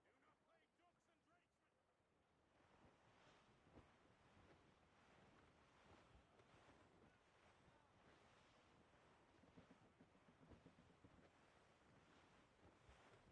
with. We will come back to exploration. We'll likely just finish up sequence 4 I think we're on. Before we in the live stream because I just kind of have anchoring to do some story missions now. We'll put a hold on exploration and we'll come back to it next time.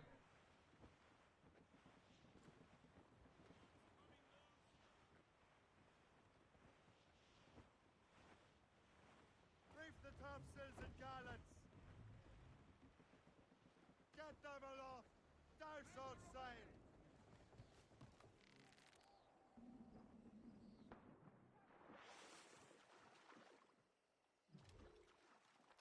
Wow, this actually has hardly anything.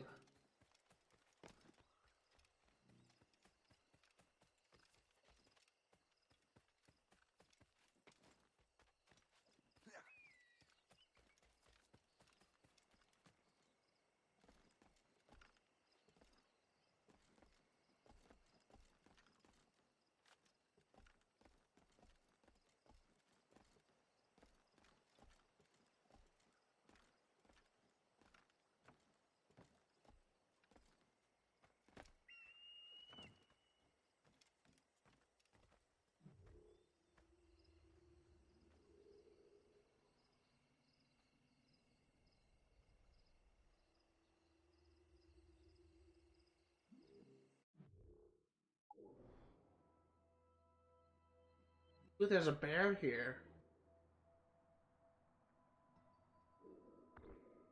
Do we need black bears for anything? Probably do.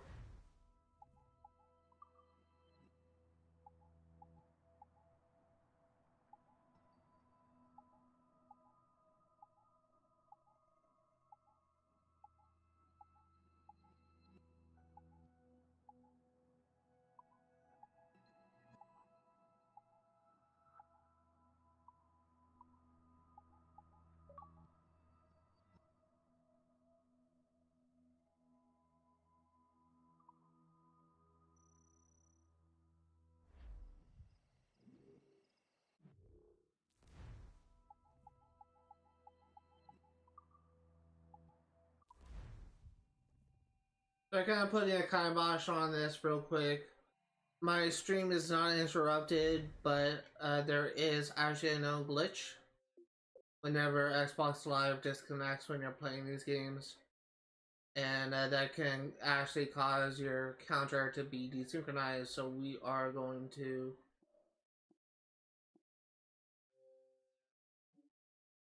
What the heck? I am connected. Did I just randomly disconnect and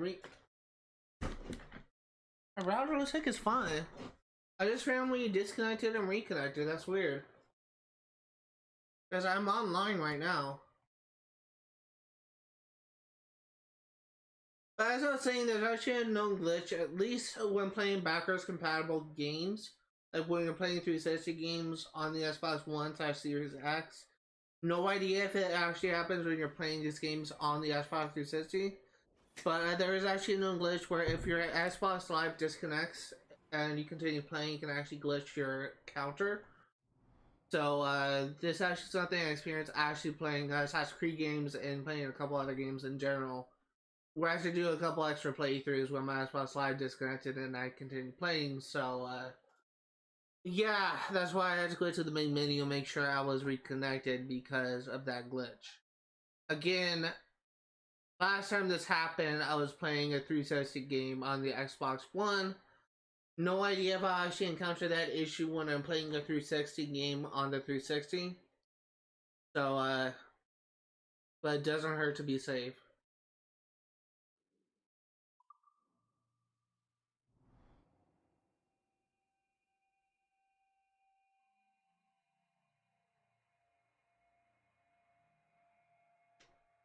I actually got so scared for a minute when I saw the Xbox Live disconnected thing, because I thought that meant that my stream was gonna go down. My stream went down because my Xbox Live disconnected.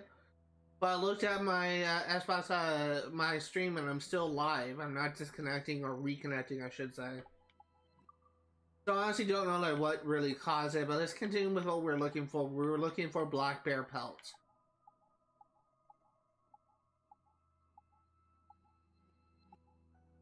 We need at least one. We need at least two. We need at least 4.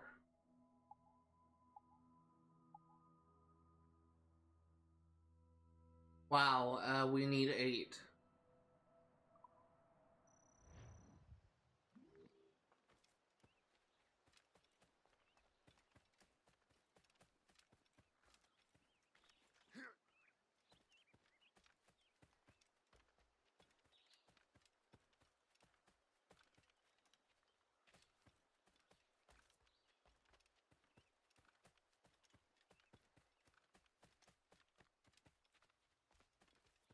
Luckily, black predators, animals are very easy to take care of because there's a whole bunch of prompts.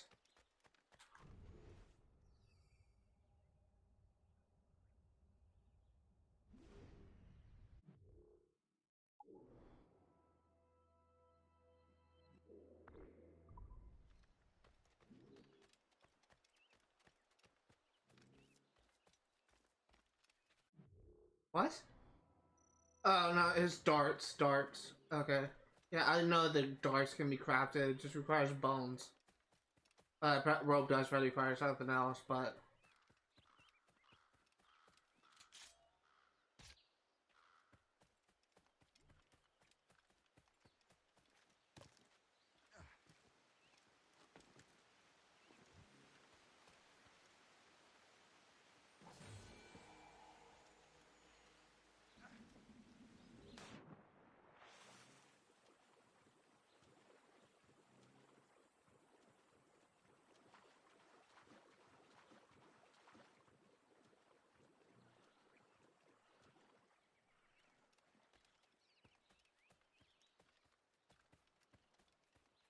I actually encountered a black bear in real life. They're more curious than aggressive, at least the one that I encountered. And for those curious, there was a time when I used to go camping with my dad, and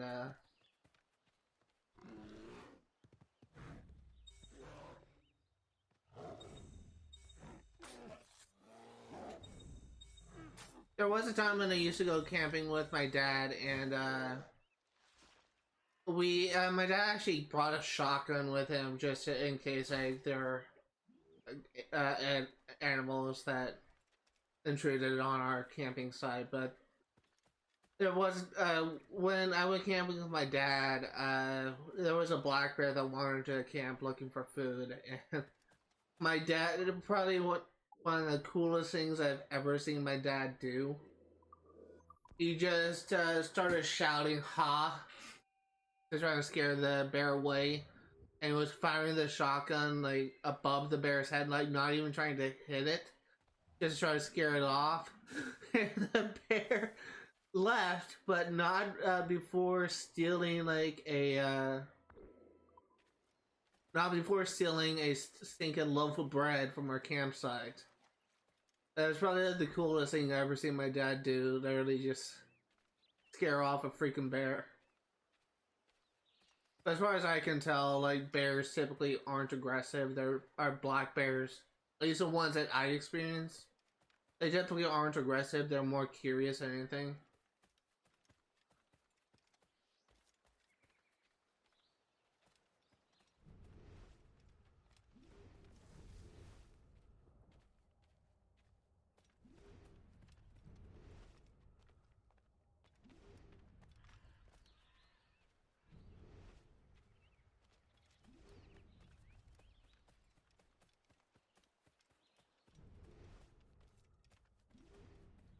Oh, there he is.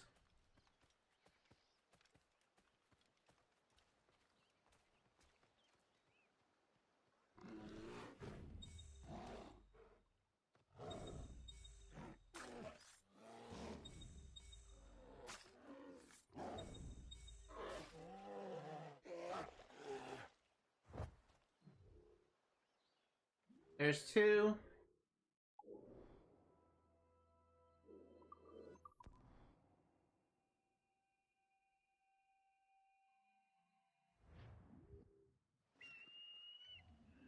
So something that I will talk about, this is something that I'm slowly getting more and more excited about as time passes.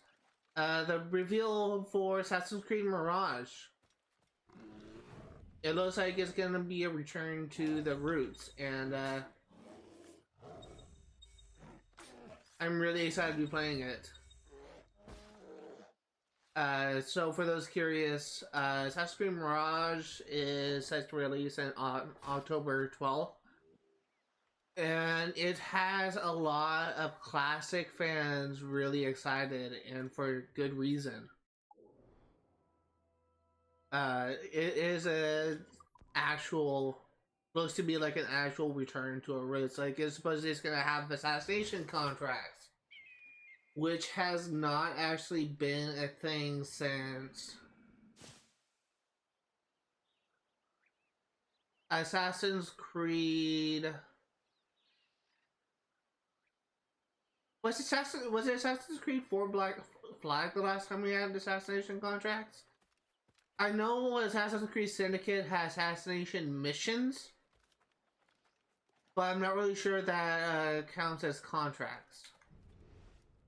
But yeah, it was gonna actually have assassination contracts. It's gonna have an actual parkour system that has been absent in the game since Assassin's Creed Syndicate. It's going to have an actual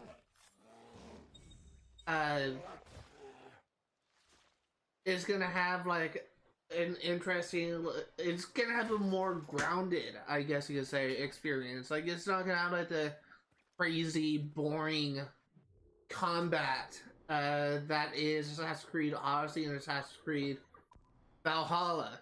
It's actually gonna make your character essentially pretty frail, like essentially most Assassin's Creed characters in the classic games actually are. yeah, you're capable of like dealing damage, but you're also very susceptible to attack. So I believe that was your third bear. You're also very susceptible to attacks. And one thing I absolutely love is one of the problems I had with Assassin's Creed.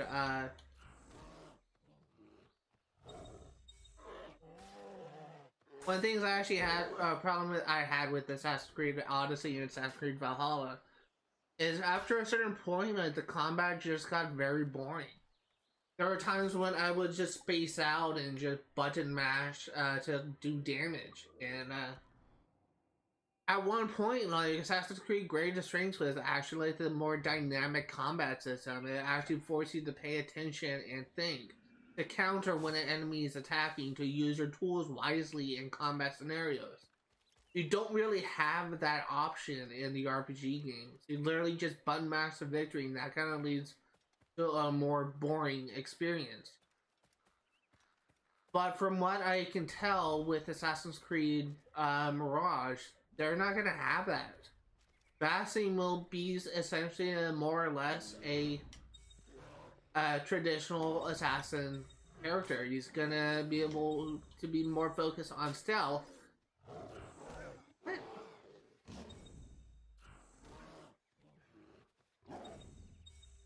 He's going to be more focused on stealth. I kept on missing the button presses. He'll be more focused on stealth, but he's also not the type of person where you can just like take on like an entire army and just survive. I believe that was our fourth one. Actually, no, that's our fifth one. You are actually going to be forced to. You're actually apparently, according to the devs, if you get attacked, if you get like detected by the guards, you're actually advised to run away rather than to stay and fight. And that's actually something that you used to be encouraged to do in the older Assassin's Creed games. There admittedly are some assassin characters where you can just freaking murk. Connor is one of them. Ezio to a lesser extent, however, you can still be overwhelmed. And honestly, in most Assassin's Creed games, like, you typically aren't surrounded by like 20 or 30 guards. In most Assassin's Creed games, when you do get in a fight, it's maybe within like 4 or 5 guards. But oftentimes you do kind of get overwhelmed and you are actually forced to run away. And that's actually a strategy that a lot of Assassin characters actually, a lot of Assassin's Creed actually are encouraging you to do. I believe we're on 6. But,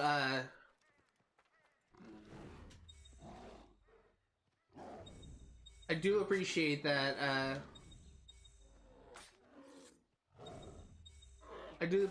we're actually gonna have a return to our roots kind of thing, and I'm really excited to play Assassin's Creed Mirage. After being completely destroyed, essentially having like some sort of like fatigue with playing games like Odyssey and Valhalla with a large endless map with thousands of freaking collectibles and things to do. I'm actually looking forward to like a traditional Assassin's Creed experience. And at some point in the future, I may end up streaming this game. I believe we just have 2 more left. Let me check the inventory.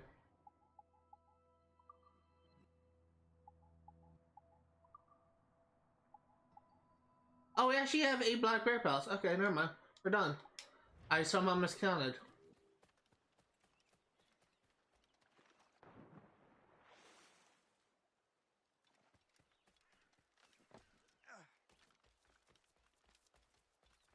It's a good thing I checked, because I would have been wasting my time.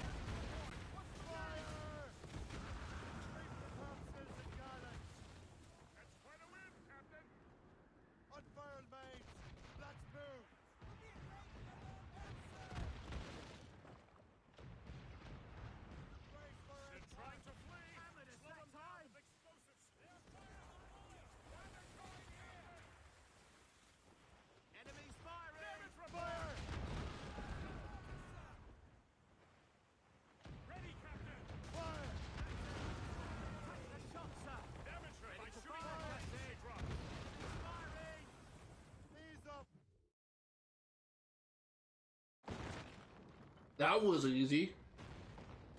I need to get it. That was easy, but it's probably really cheap to get at Staples. At least I'm pretty sure Staples sells them. It's a reference to their, and it's to a commercial they have. I haven't seen like a Staples commercial in a while. I'm sure they still make them, but my teacher actually had a Staples button.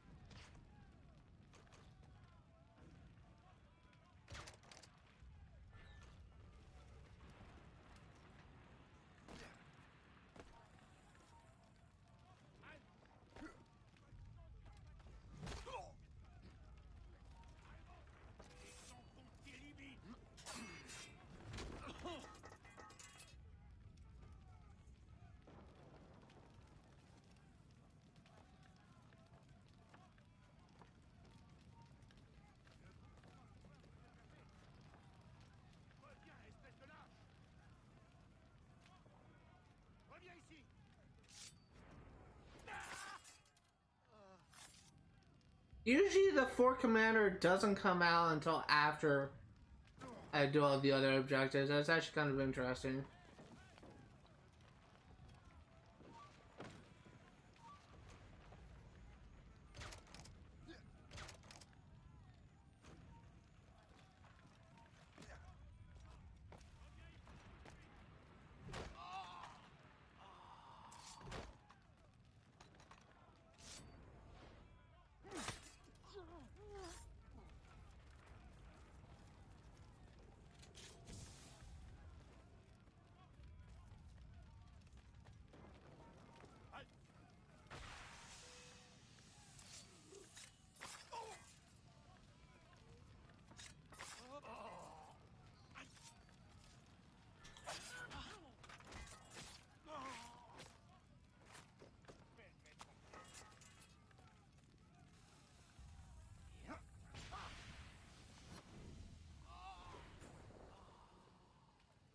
Okay.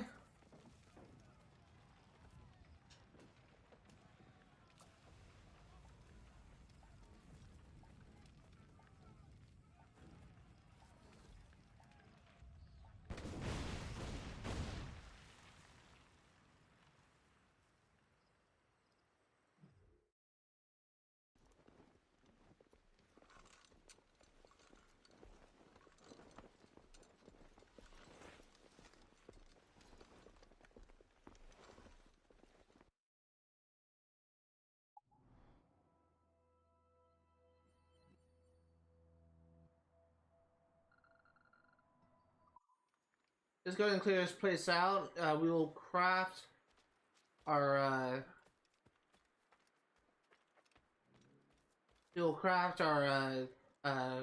things, and then we'll like our sleep darts, and then we'll do the next main mission. What?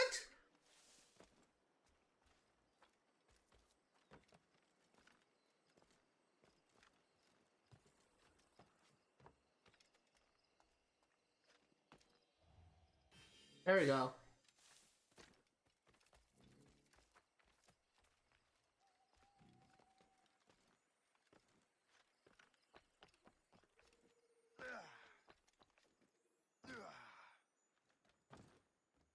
And loot.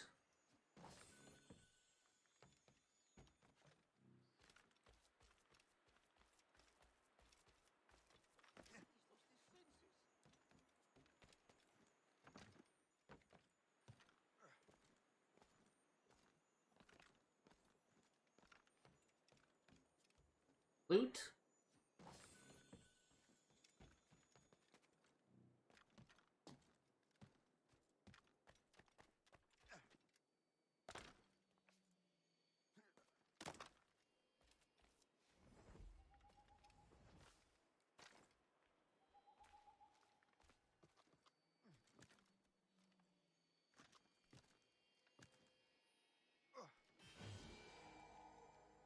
And off we go.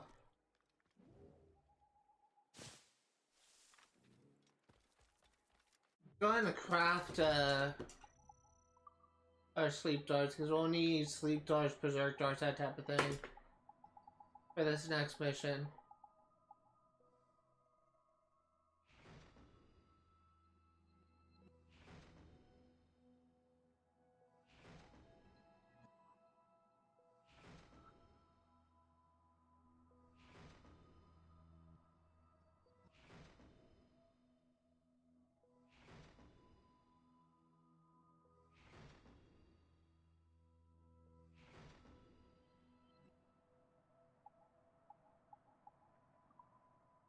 Let's go.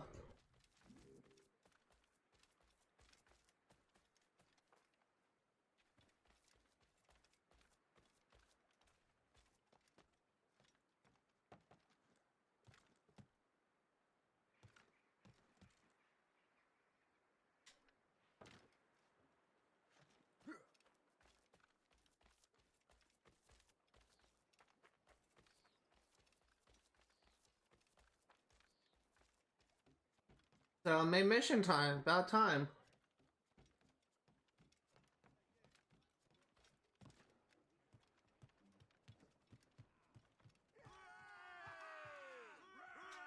Moose and trim too.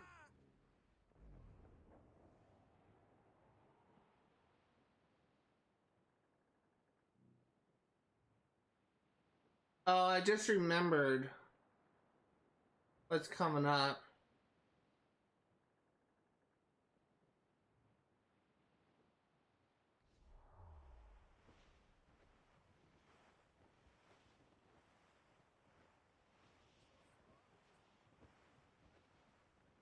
Short sail. Get off the squall.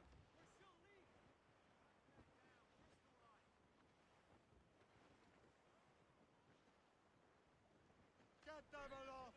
South all sail.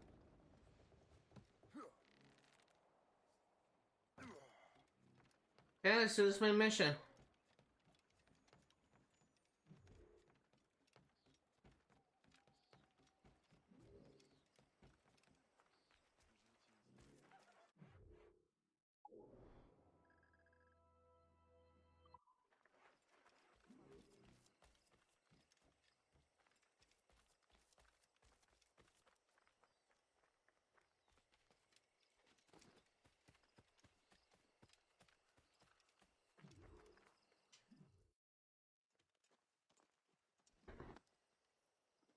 So, Colonel, it seems my life is an open book to you. Men from my regiment found you delirious and half-drowned. I did not know who you were, but what you were was obvious. I brought you to the Finnegans for care. Their late son was one of our order. Master Johnson was furious. It was a risk, but I suspected you might have left your brothers behind. Colonel, the manuscript, why return it to me? Because, Master Cormac, you earned my trust. It could not be in better hands. Respectfully, sir, I'm more of a target than you now. Gentlemen, Kesekawase is rallying to storm Albany. His allies threaten a friendly Oneida village, and French troops have already entered our territory. Might be able to delay the French and help the Oneida. We will ready the defenses in Albany.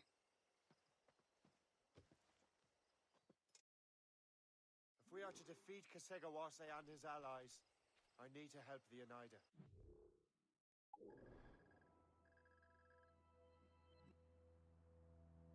Oh. And see what I can do about the French. Okay. How much lumber do we have to build defenses?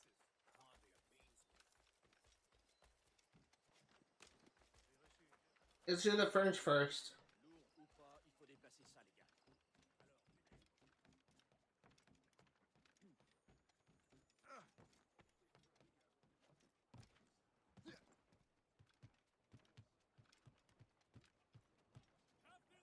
So, not to pry, but would you happen to know if Kesegawase has any weaknesses?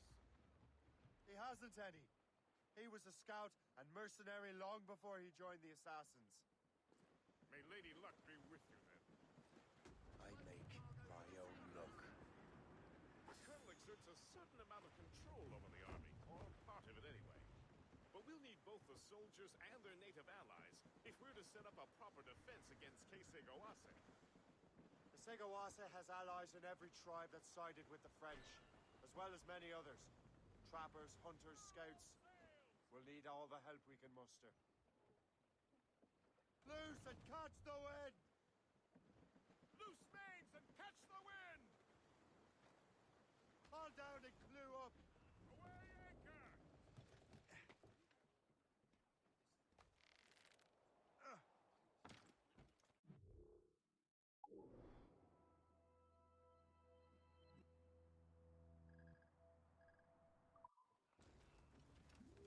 So we're not going to be doing like any sort of collectibles in this area. We're just going to just go to the main mission.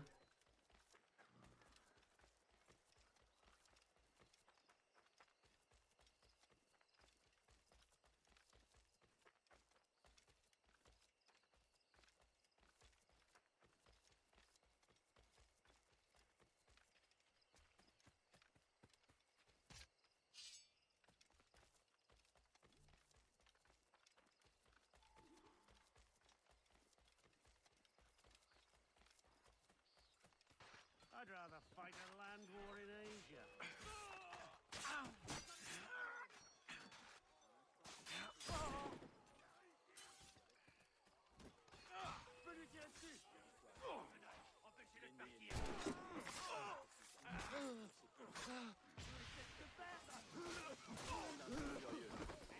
J'ai presque envie de lui faire sauter le crâne.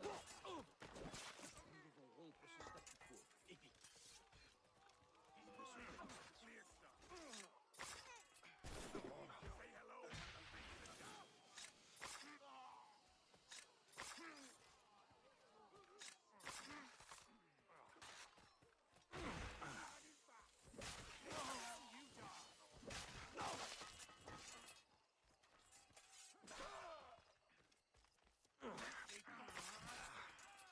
Let's roast a pig.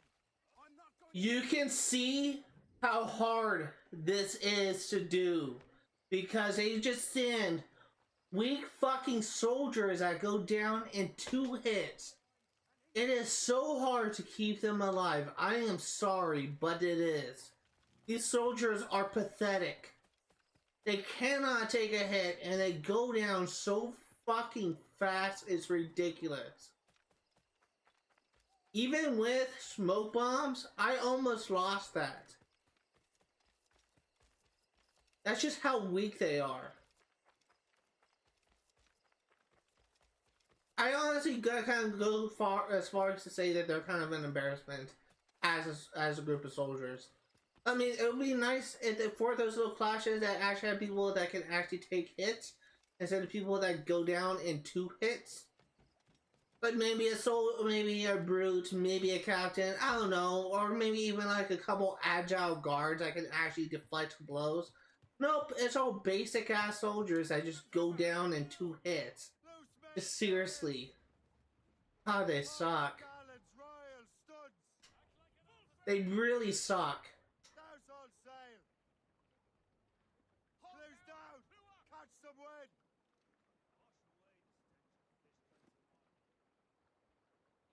Vernon! Anchor ahoy! And I know there's probably gonna be people out there that will probably try and like defend this kind of stuff. But I just don't like it. I don't like doing those missions. It just, they're so bad.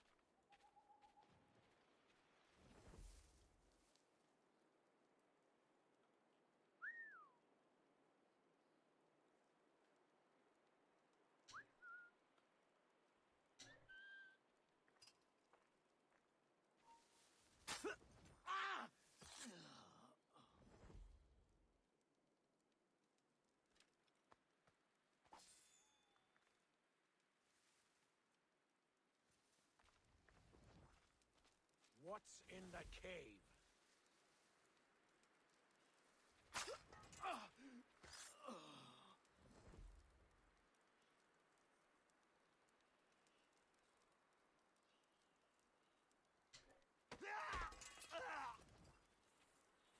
Well, I didn't mean for that to happen. I was trying to whistle.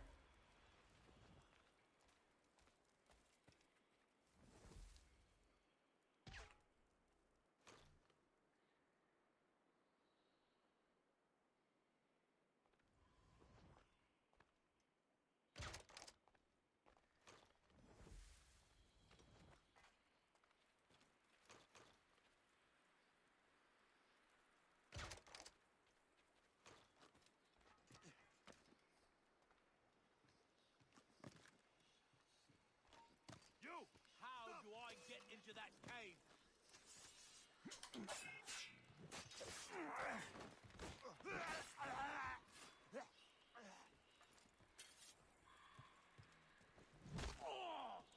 Blessings on you, sir. Thank you.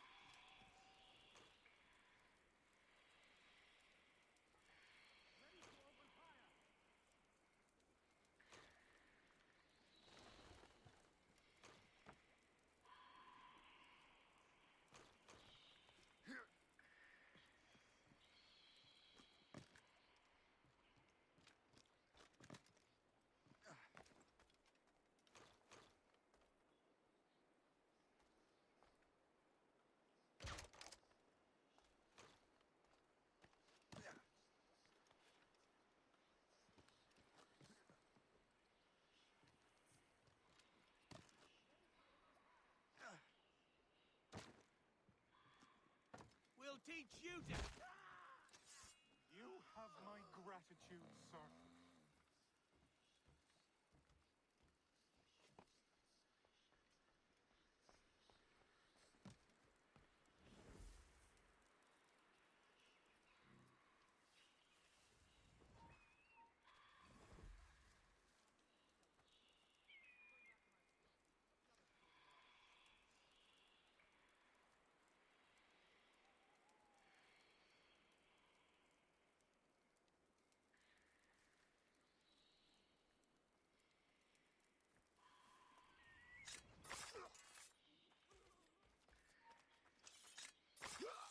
Hold there!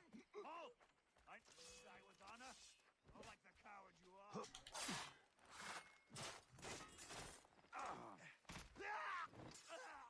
Oh, many thanks indeed. Okay.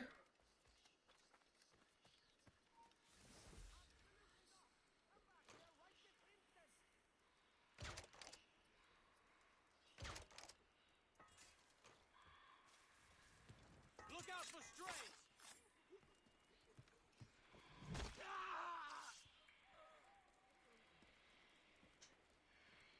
There we go. No casualties.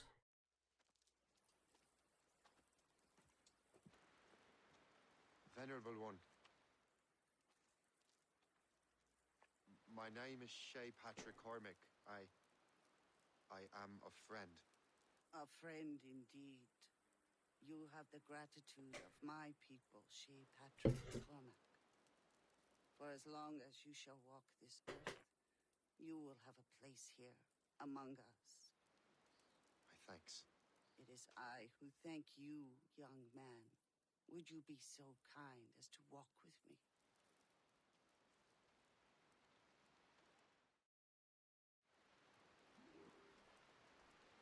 I am called Onata.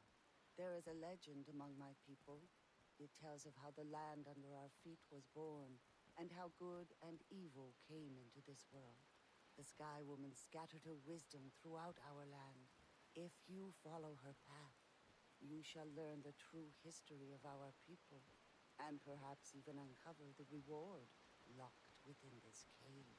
If you are the hero I believe you to be. You honor me, Venerable one. It is you who honor us, Shay Patrick Cormac. Farewell.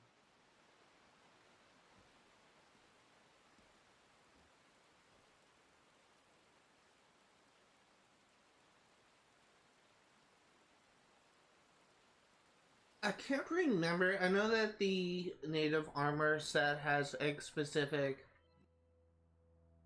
Oh, that's just something I missed here. Oh no. That's just telling me where this is the same thing as It's the same. It's the same thing as Assassin's Creed 4 has had a similar thing. I can't remember what it was, but like it was showing me. I think it was. What was it?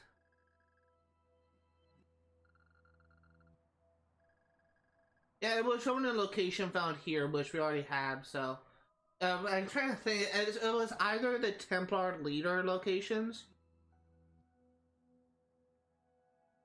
or it was it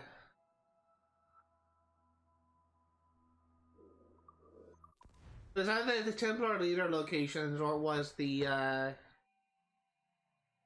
my brain is fried.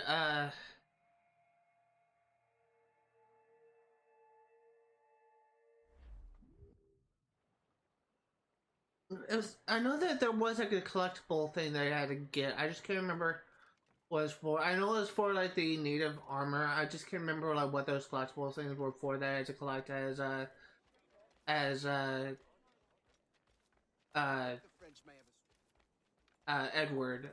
But I think they also showed the stuff on the map. The stuff you already collected.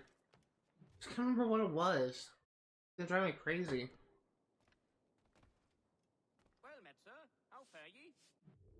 I really wish there was an option to like buy all ammo.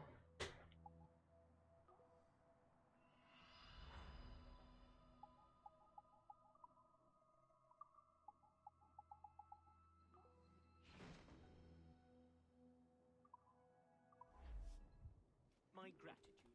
Godspeed.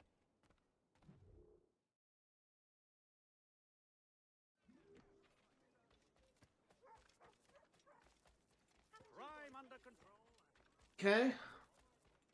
Let us go.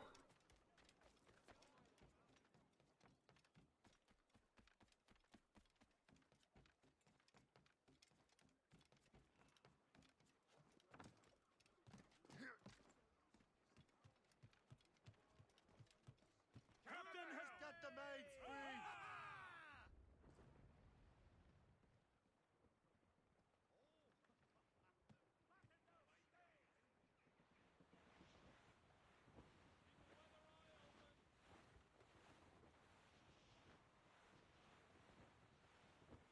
Floating cargo for the taking, sir. Oh, we got a storm.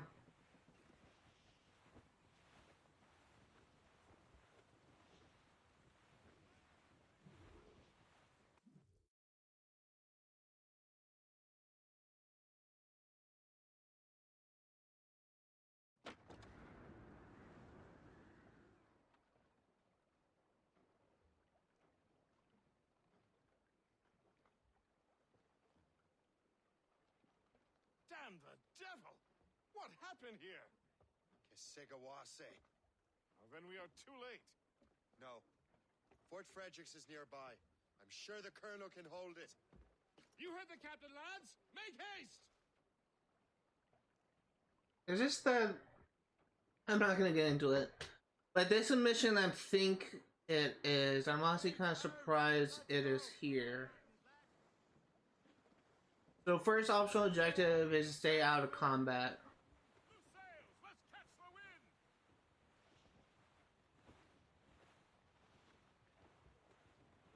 Blues up! These are sticks! Trim us off the wind! Keep her safe while I'm gone, Gist. Aye, Captain.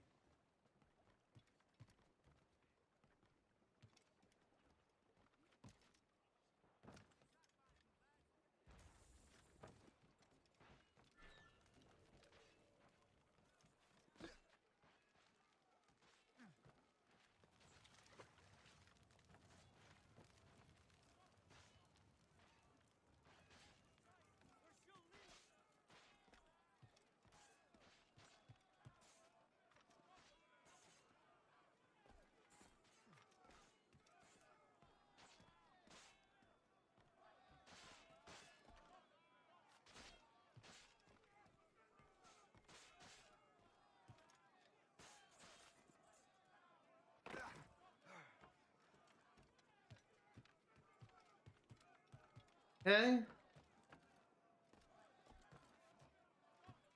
So far, so good.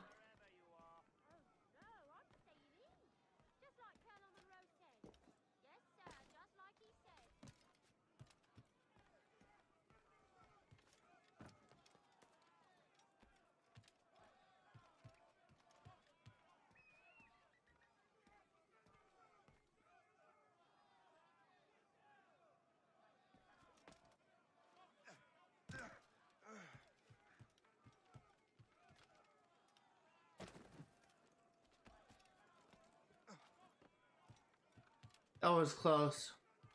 That's not what I was trying to do, by the way.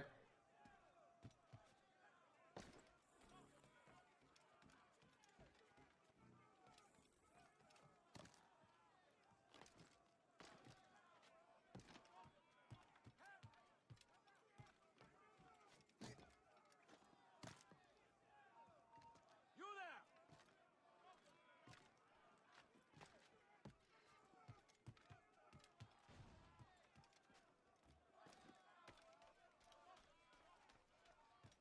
Am I still good? Yes.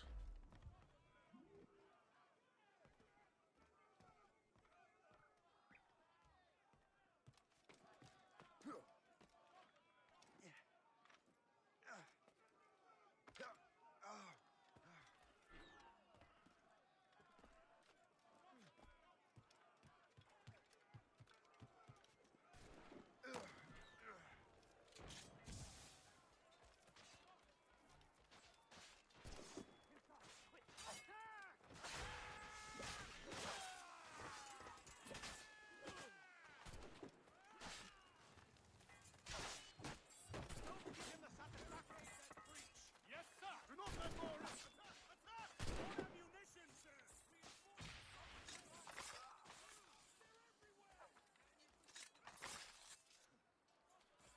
Clear shot! Have a clear shot! Clear shot!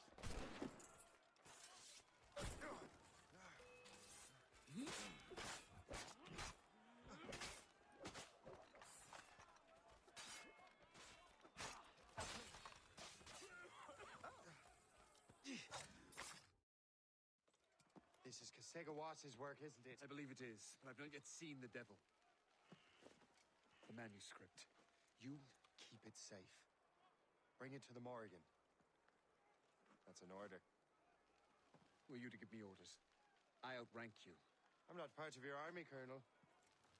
I'll take care of the defenses until you get back. Dude. Kasegawase.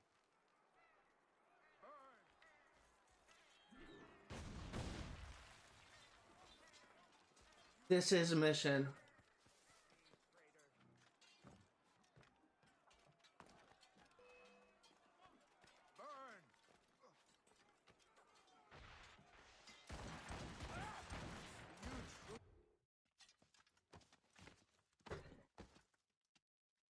We trained you well, traitor. Kasegawase. It didn't have to be this way. It did. You are an enemy. Achilles will see you dead. What he's doing is wrong. Who are you to judge? The Templars will fail. You will fail. Monroe is already dead. What do you mean? Liam.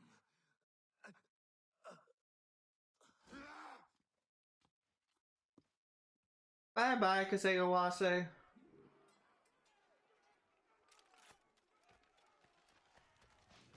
So, I'm gonna hold off on what I want to say because this is actually something that I do kind of find a bit problematic. This happens a lot of times when I'm playing games, but I'm gonna hold off on bringing up this topic until we actually see what happens. Because this is something that I do really have a problem with, and it's just, it happens a lot of times in games, and it's just kind of my pet peeve with writing. I can think of one example that just kind of bugs me. that does the same thing. Put out the flames before the fire spreads! The Colonel! He's trapped inside! Help! Save the Colonel!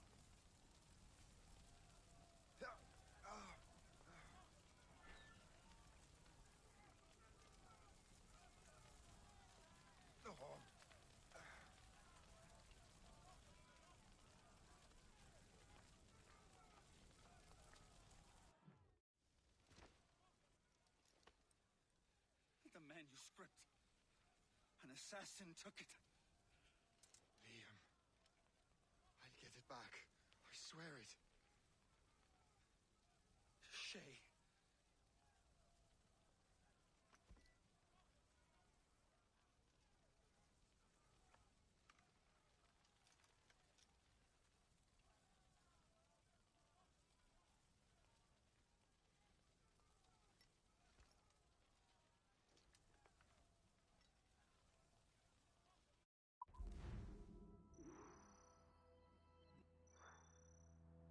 %.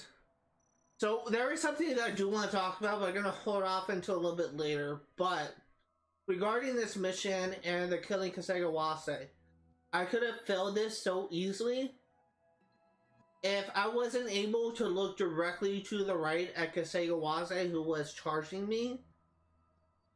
I probably would have died or failed that optional objective. So I'm glad I was able to move it as far as I could. He was literally charging me, and if he was, I wouldn't be surprised if he has like an insta-kill thing, just by tackling me and slamming a tomahawk in my face.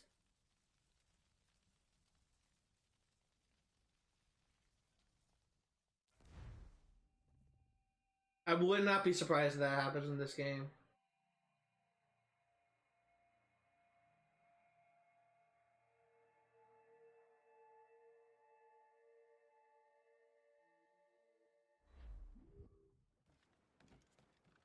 So while we're on our way to the next main mission, I'm just going to go ahead and briefly talk about my problem with that specific mission.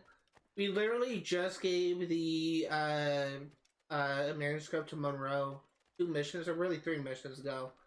And that was, the last mission we did was the one where the Monroe dies and the manuscript it was stolen.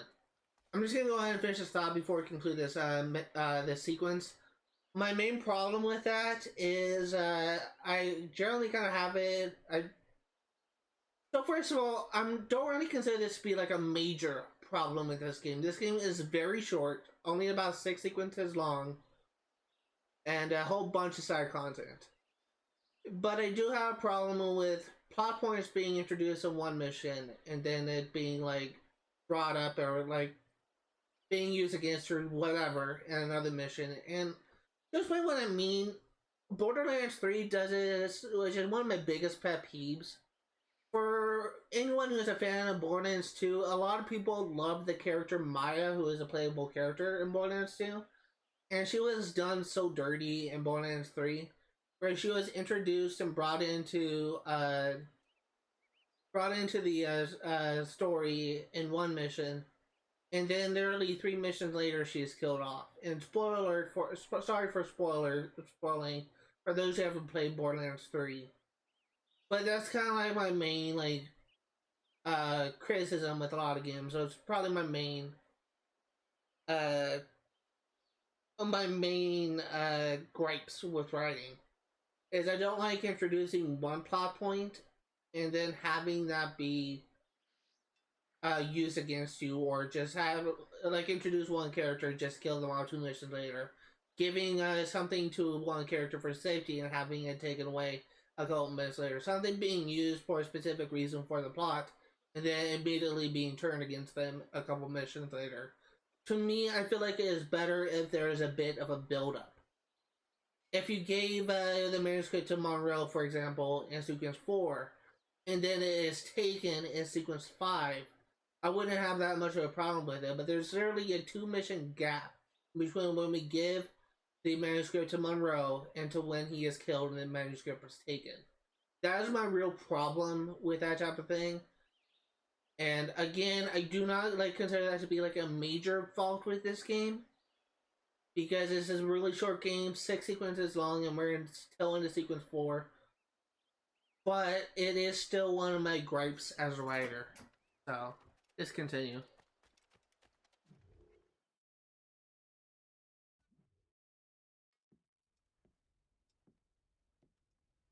Was that Charles Lee?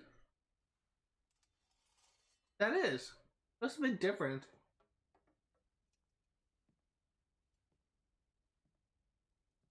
Didn't know Charles Lee was in this game. Do you swear to uphold the principles of our order? And all that for which we stand? I do. And never to share our secrets, nor divulge the true nature of our work? I do. And to do so from now until death, whatever the cost? I do. Then we welcome you into our fold, brother. You are now a Templar, harbinger of a new world. May the Father of Understanding guide us. May the Father of Understanding guide us.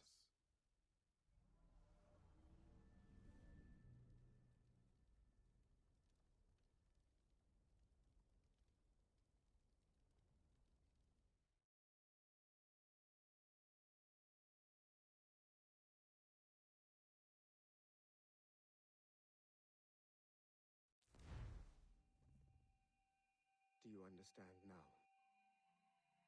I'm starting to see why you're so interested in Shay Cormac.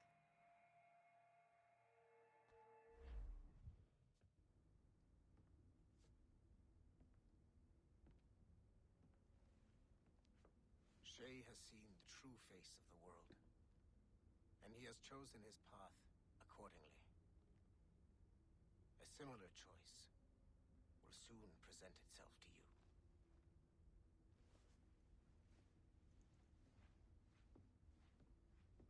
I did not think you'd get this far, but you seem to be on the right track. We still can't access the servers in the basement, but there's another one located at the top of the building near Melanie's office. That's your next stop.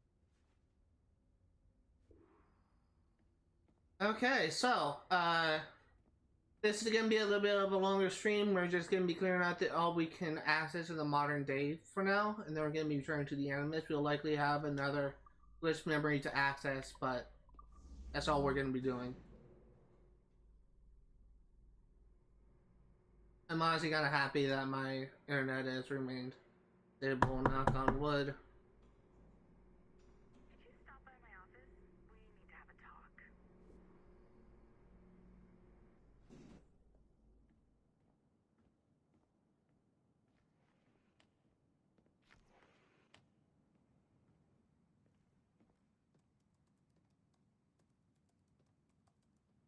This office used to belong to a man named Olivier Garneau. He was my predecessor as Chief Creative Officer of Abstergo Entertainment. Otto Berg is a representative from our parent company, Abstergo Industries. He's showing you the true history of the world, just like they showed me. Olivier was kind, he was intelligent and passionate about our work, but a year ago, he caught a glimpse of this truth. They never found his body. This is not the way we normally bring people up to speed on these matters, but you've worked hard and are proving yourself, so I'm granting you level 2 security access. The servers on this floor should unlock more of Shay's memories.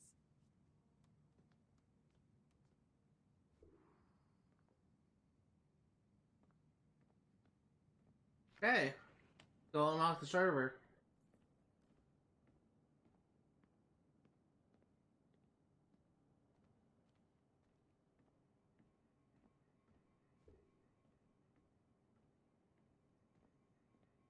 So we will, it's just unfortunate that we literally are like the slowest person in the world, but what can you do?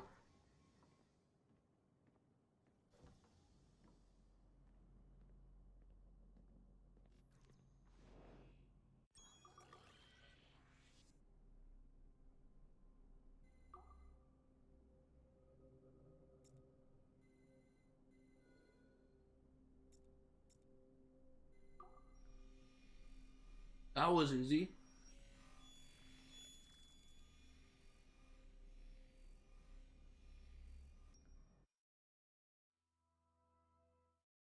Francois Macandal saved Baptiste from slavery and inducted him into his so-called brotherhood.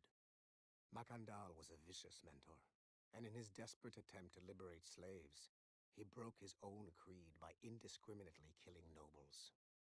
Misguided as they are, some assassins are honorable. Macandal was not one of them. Thanks to the calculating genius of Madeleine de Lille, the Templars made an example of Macandal by way of public execution in 1758. His pathetic excuse for a brotherhood quickly fell apart. When his comrade and childhood friend Agathe fled to Louisiana, Baptiste saw the futility of his former life in Macandal's brotherhood.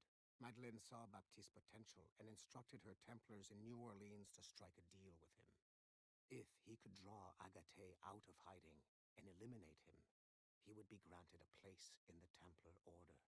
Although Baptiste was killed by the assassin Aveline de Grandpré, his path clearly demonstrates the inherent superiority of Templar ideals over assassin terrorism. Interesting. So Baptiste is someone that I always end up getting confused with, if I'm gonna be honest here. I always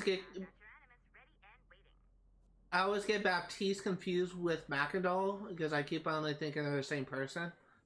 But it seems that Baptiste and Macandal are actually two different people. It's not Macandal is actually like the mentor, a mentor of the assassins, while Baptiste is the Templar, or I guess like aspiring Templar. So I guess that's just like something I was kind of confused, but I guess Baptiste and Macandal are different people.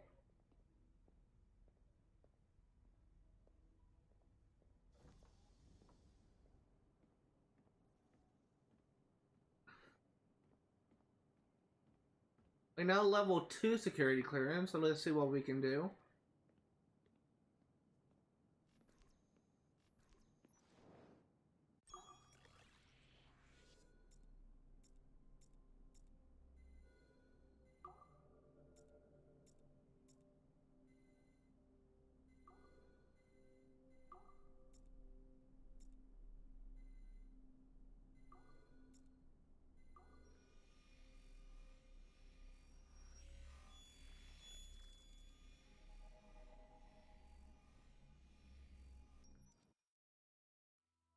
The first civilization entity known as Juno re-emerged from the Grand Temple in New York in December 2012.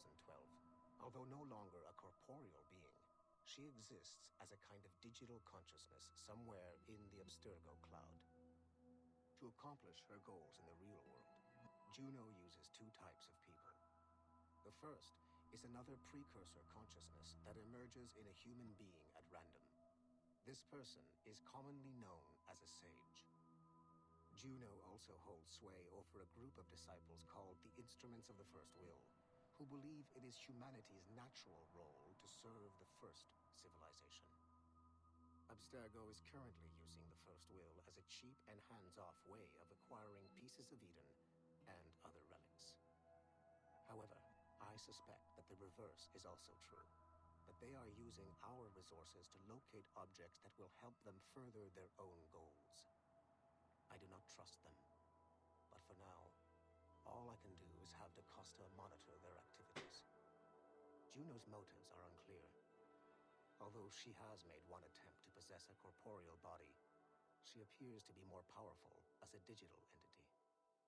Agent DaCosta fears that should humanity ever achieve singularity, a fusion of humanity and machines, Juno would become unstoppable. That is interesting. Ironically, it is Abstergo itself which is driving civilization in that direction.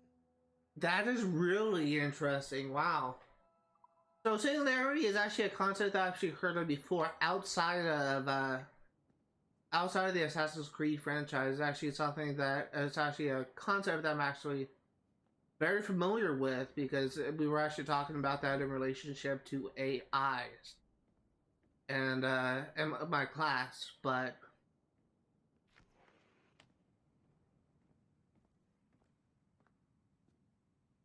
Wow.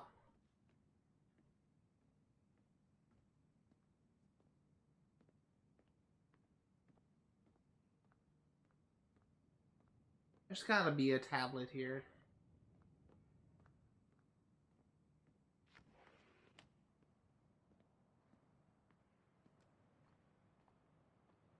So something else I will say about what we just experienced with Melanie LeMay. She referenced, here he is, here's how. So let me just go ahead and first say this. I will be reading any text entries we encountered during the modern day thing, and I'm going to be reading them because typically I read them as a post stream session when I record these separate video for YouTube only. But the reason why I'm reading these out here live is because of the fact that once I collect these, they'll be marked as read, so it'll be harder for me to find out like what is new and what isn't. So apologies for me reading this, but I'll continue my thought later. Tableau document 6 to John Francois Burnett from Melanie LeMay, date 21st August 2014. Subject Haytham Kenway. Just to keep you in the loop, I heard back from editorial this morning. The story itself is untouched, but this is going to be the menu text for the Haytham Kenway feature. Devoted patriot, celebrated scholar, loving father, exclusive to Helix, witnessed the rise and martyrdom of one of the American Revolution's least known heroes, a Helix exclusive. I think it fits perfectly with the title you've chosen, The Lone Eagle. Haytham is going to appeal to a wide audience, and the story is going to definitely that's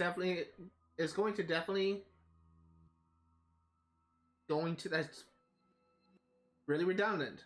This story is going to definitely give people a baggage of the feels, as those internet kids like to say. Oh my god, I'm old, aren't I? Melanie LeMay. So what I wanted to talk about was actually something that Melanie LeMay actually brought up, because Olivier Garneau's death was actually seen in Watch Dogs 1. You can actually kill Olivier Garneau in a mission as Aiden Pierce. And that's something that I really think is kind of cool. Actually being...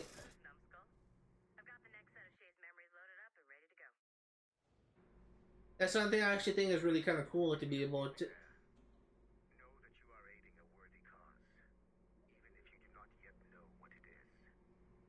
Everyone done?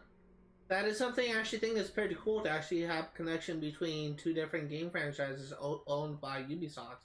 And that's not the first time that the Assassin's Creed has had a crossover with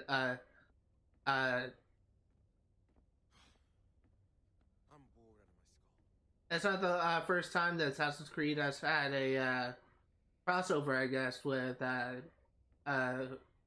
Watch Dogs, because they actually had a crossover event with Assassin's Creed. Oh, look at this!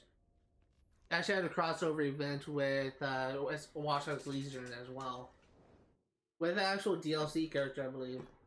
Tablet document 7 to Christopher Darby, huh? From Melanie LeMay. Subject Edward Kenway. Date July 27, 2014. Isn't Christopher Darby like a developer at Ubisoft?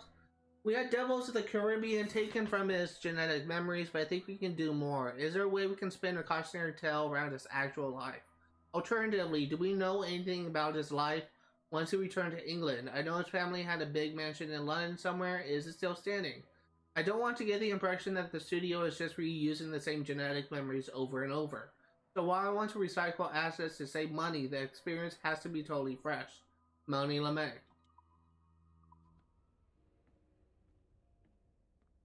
But, I can't believe I missed that.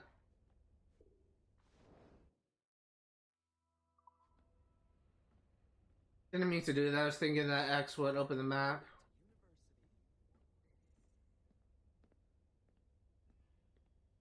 Bathroom.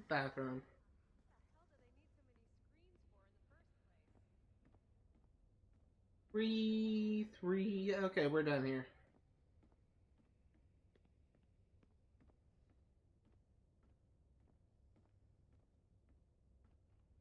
Let's go to the server floor.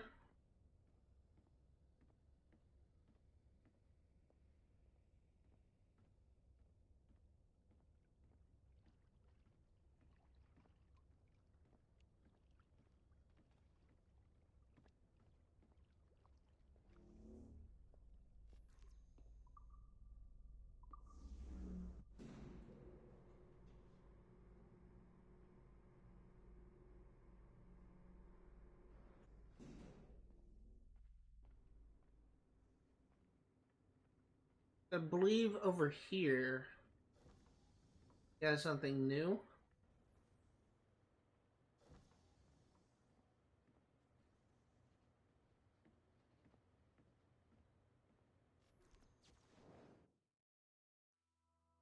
This is tablet document 5 to M.O. Baudreau from Melanie LeMay. Subject Connor, July 19, 2014. Hi, M.O. I think we should focus on George Washington rather than Connor. Washington and the Wolf has a nice ring to it. Take part in the unlikely friendship between America's most revered hero, General George Washington, and a Solon Mohawk native named Connor, a stirring tale of violence, revenge, and betrayal set during the earliest years of the American Revolution. George Washington Weekend franchise. I don't know that we get more than one feature out of Connor. Plus, don't even get me started on his wife or the way he died. What a mess. Huh. Did he actually have a wife? I wonder if that's public knowledge.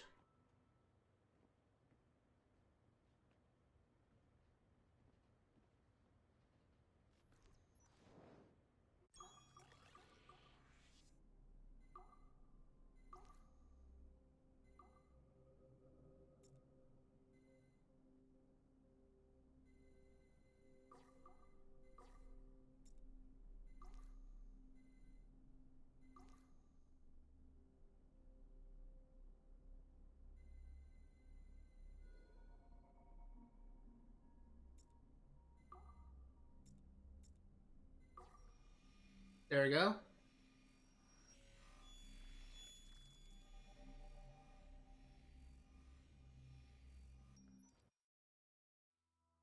Given the nature of our current investigation, I have been looking at other assassins who, despite themselves, have helped the Templar cause. The first is Clay Kazmarek, who infiltrated Warren Viddick's Animus project in Rome. He became the project's Subject 16. Kazmarek's rich ancestry helped Viddick to identify the Renaissance assassin Ezio Auditore as a person of interest. Driven mad by overexposure to the Animus, he committed suicide. However, Kazmarek may have unexpectedly become useful again. While in the Animus, Subject 16 came into contact with the first civilization entity known as Juno. Perhaps studying his bizarre Animus experiences can help us find a way to deal with the looming threat Juno promises. With Subject 16 out of the picture, Viddick needed a replacement. Desmond Miles, a runaway assassin, was captured in September 2012 and was used as Animus Subject 17 to further the search for an Apple of Eden. He managed to escape and uncovered an imminent threat to the planet. A solar flare similar to the one that wiped out the precursor race over 75,000 years ago. Desmond Miles also reactivated a first civilization temple in New York and used it to save the world, but it cost him his life. Abstergo recovered his body. In death, Desmond Miles became Sample 17, and his valuable genetic data was uploaded to the cloud servers in order to benefit all branches of Abstergo. Whether they live or die, we must continue to find ways to make the assassins work for us. Interesting. That's really interesting.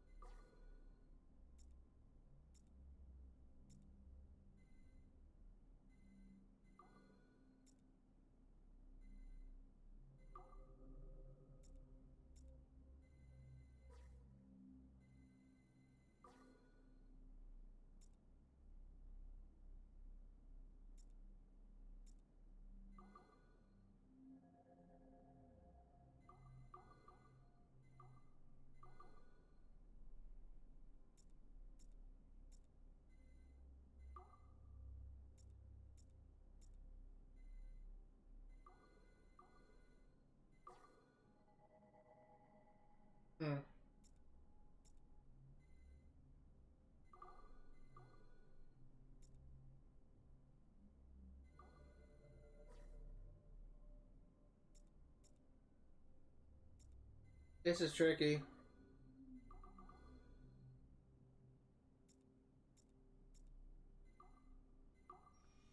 There we go.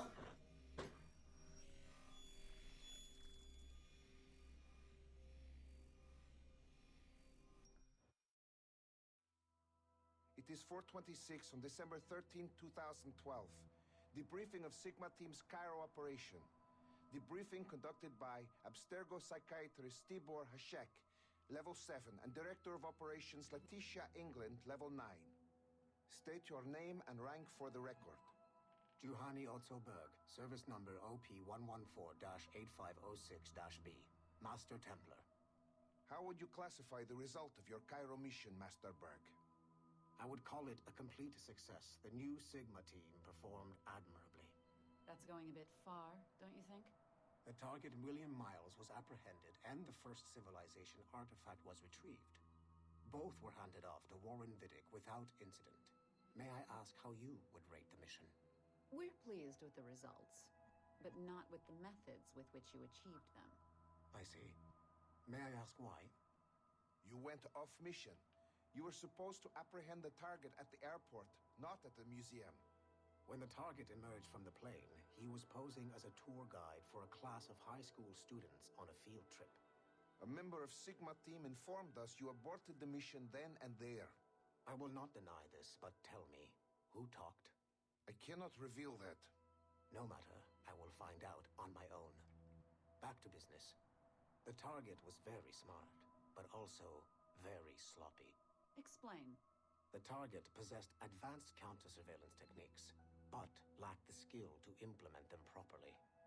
The target was trained as an assassin since birth.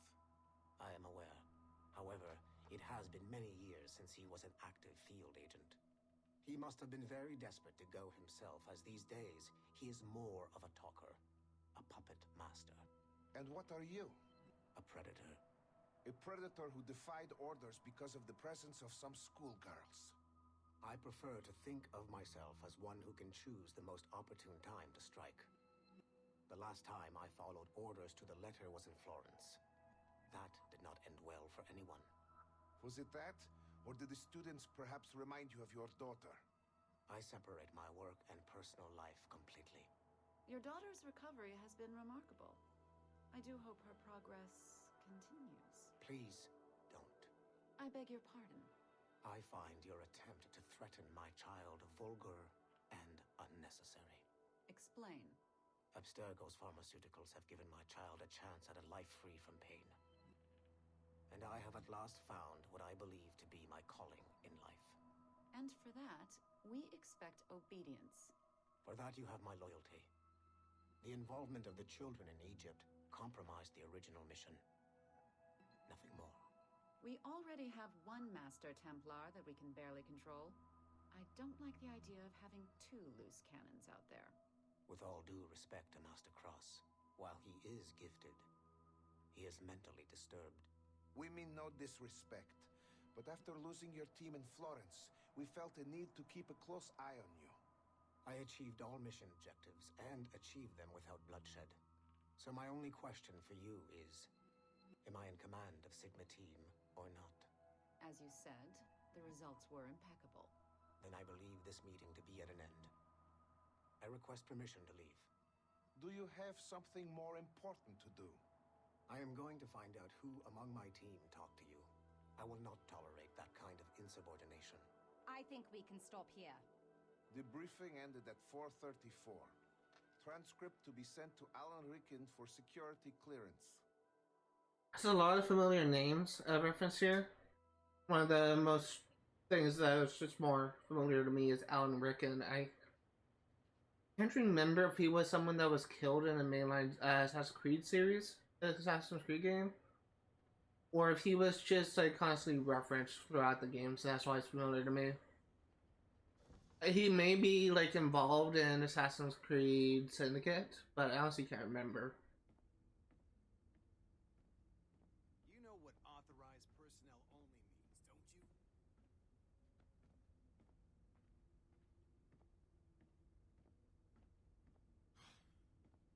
I'm bored out of my skull. But orders are orders, and my orders are to stand right here. That's the bathroom. I've already done this, and if I have, like all the things that I can access. But it looks like there could still be some interruptions. That's level 3. This is level 1. Actually, maybe level 0. And that leads to the servers. Okay, so we done all we can. Let's head back to our Animus.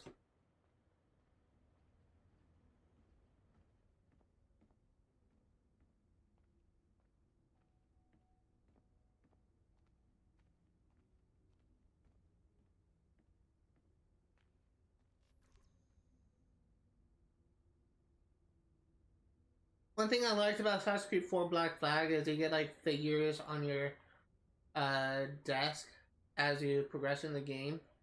And unfortunately, it doesn't look like we have that in this game. Shit.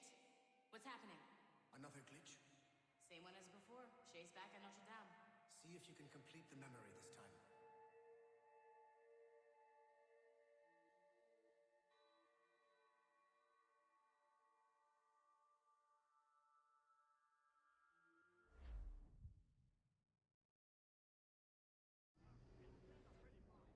Got it. Shay's in Paris, all right. I even got a date for you. 1776. At this point in time, Franklin was the American ambassador to France. Ladies and gentlemen, Mr. Otto Berg, professional killer and amateur historian.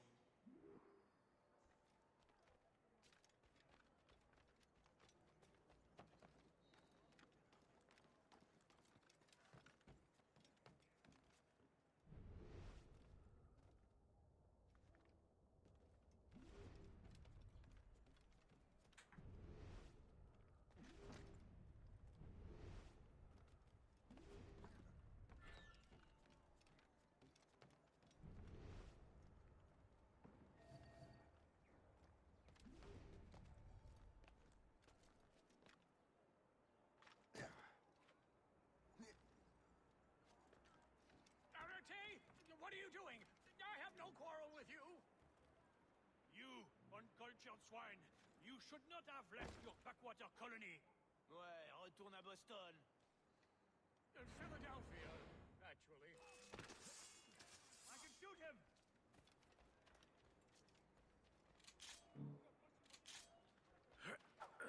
Ready to take him down. I have a good line on him. Take him down.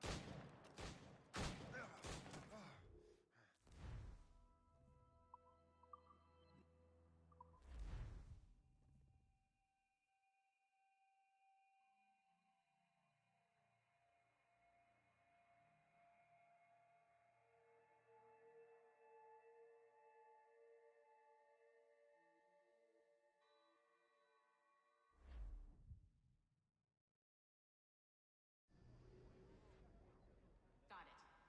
Shay's in Paris, all right. I even got a date for you. 1776.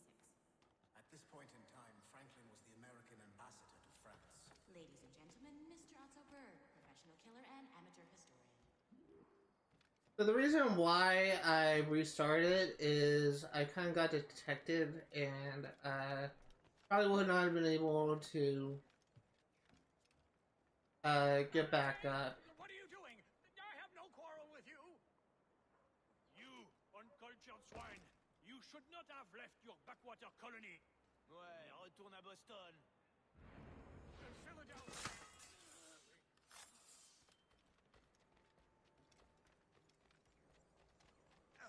I can get him from here. Good line on him. Trying to give us the slip, maggot.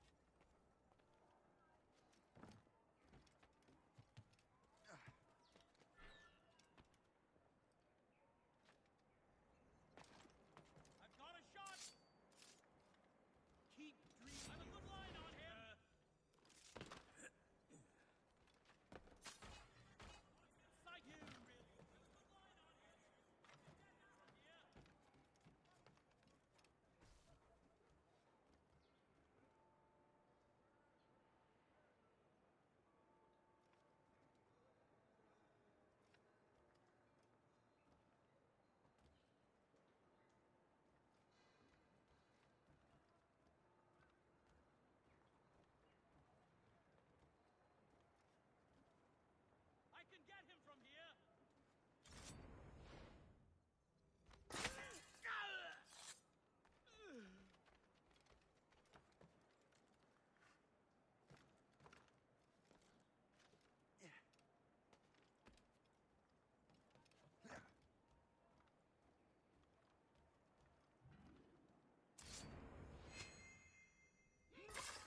There we go. Shay? Is that you? Damn it, I'll be right back.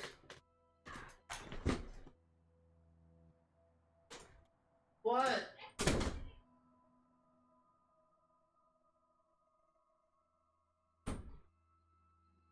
Alright, so I'm gonna need to like be quick about this because we have Xfinity coming, and yeah, we're gonna need to wrap this up fast. How long has it been? Where are my manners? Thank you, my friend, thank you. But what are you doing in Paris?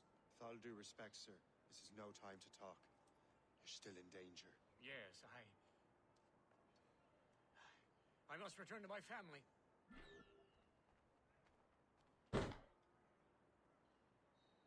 So unfortunately, I'm gonna have to end the stream here. So we are gonna be quitting to the main menu, and we will have to end it here because I don't have time. So if you're remotely interested in what sees today, all the games I cover on my channel will be for 100% completion. I will be streaming Assassin's Creed Rogue yet again next Saturday, 1 p.m. to 4 Pacific Standard Time.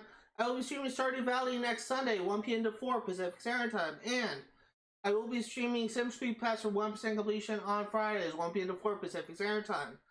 If you're interested in games to play for 100% completion, know that I not only go for 100% in statistic, but 100% in achievements as well. I really have to go, so I will end things off right here. Thank you guys for watching, and I'll see you all next time. Hello everyone, and we're going to be doing something a little bit differently for this post-stream session. We're going to be finishing the mission I couldn't actually finish last time. Well, literally like 30 minutes ago, and we're going to be trying to finish this mission, get back to the main game, and going over the new database entries. The stuff with Comcast is now resolved, so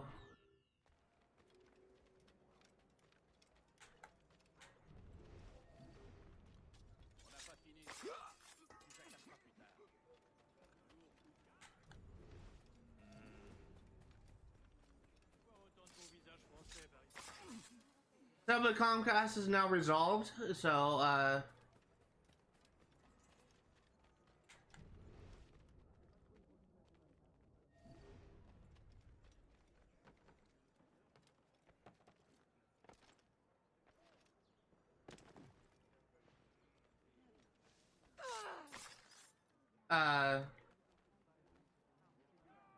so we're gonna try and like get through this.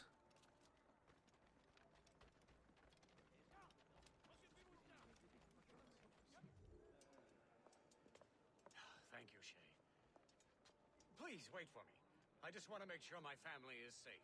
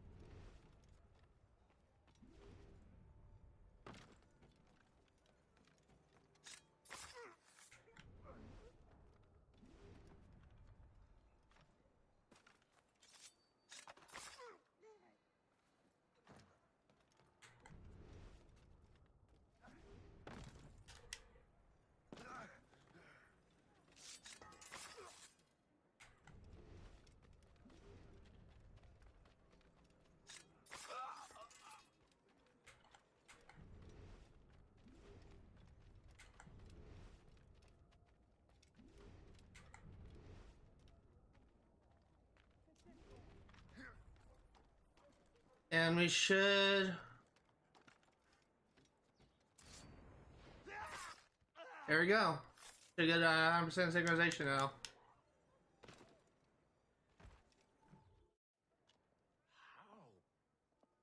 How did you do that? It was quite fortunate. I make my own luck, Master Franklin, as I suspect you do. Yes, indeed, my good fellow. Yet, without your assistance today... Well, you have my thanks, Shay. Is there anything I can do for you to repay you for this kindness? Actually, there is. I need to meet a business acquaintance. I heard he would be at the Chateau de Versailles 2 days from now. And they don't just let anyone inside the royal palace. Very well. I'll see what can be arranged. 100% sync? Yeah.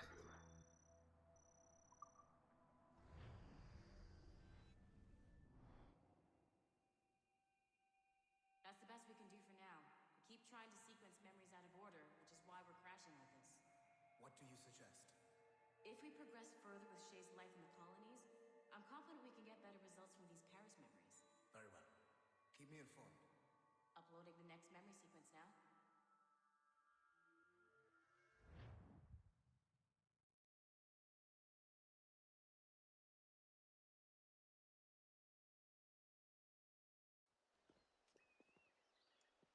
Shay Cormac, I hear you are the Templars' new don of precursor archaeology. I'm no expert, sir. I just witnessed what the assassins can do with those damn sites. I have spent years investigating precursor leads. Tell me what you have seen. Well, I know both the assassins and Templars are looking for pieces of Eden. Powerful weapons, mind control and apples, but this time it's different. We haven't found an apple, but a tree. These temples hold the earth together like roots.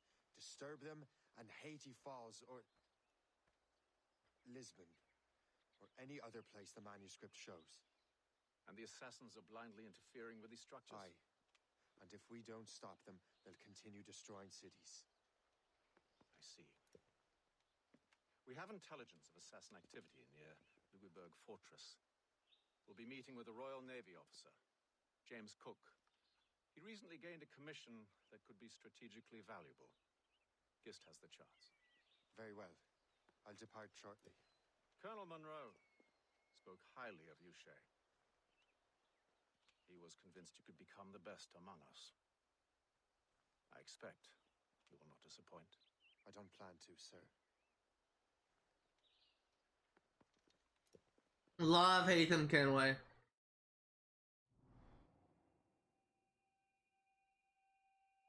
Please don't put me in a mission. Please don't put me in a mission, game. Don't put me in a mission.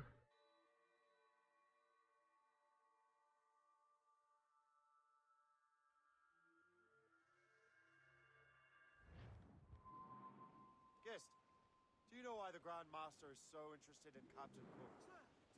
Well, sir, he's very intelligent and ambitious. His knowledge of seamanship is second to none. And if I trust my favorite barmaid in Halifax, he also just became captain of his own man-of-war. He's also an expert at deciphering secret codes. A man with such a skill is certainly an asset to our cause. The kind of fellow we should welcome in the Order, then. Well, he's a friend of mine, but the man has an annoying habit of strict honesty and a total lack of anything resembling guile. Makes it a little hard to keep secret business secret, especially when his mathematical brain is clever at cracking codes. Consider him an ally, but watch what you say around him. Duly noted. Okay, so made into the sequence was sequence 5, sequence 5. Just verifying this, we got 100% synchronization, sequence 4, 100%, and sequence 3, 2, and 1. We only have 2 more sequences left to get. Sequence 5, which we're on, sequence 6. We also have 1 more memory left to get, which is at the end of sequence 6. Let's go ahead and go into the database and we'll read all the new entries.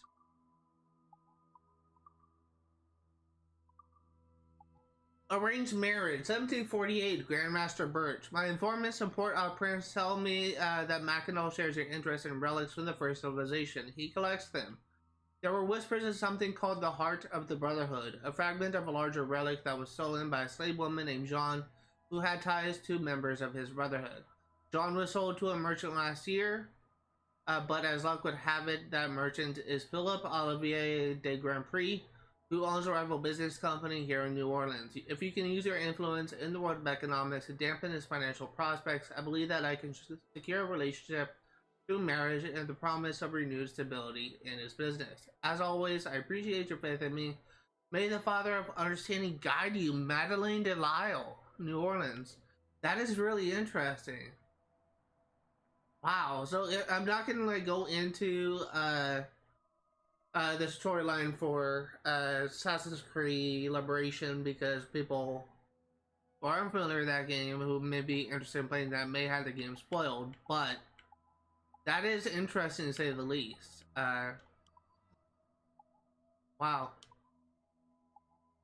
So these are the new shanties we have picked up. It should only be one or two, I should say.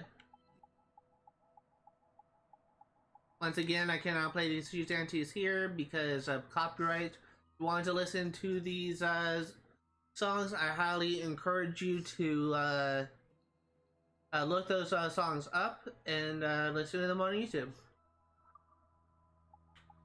George Monroe.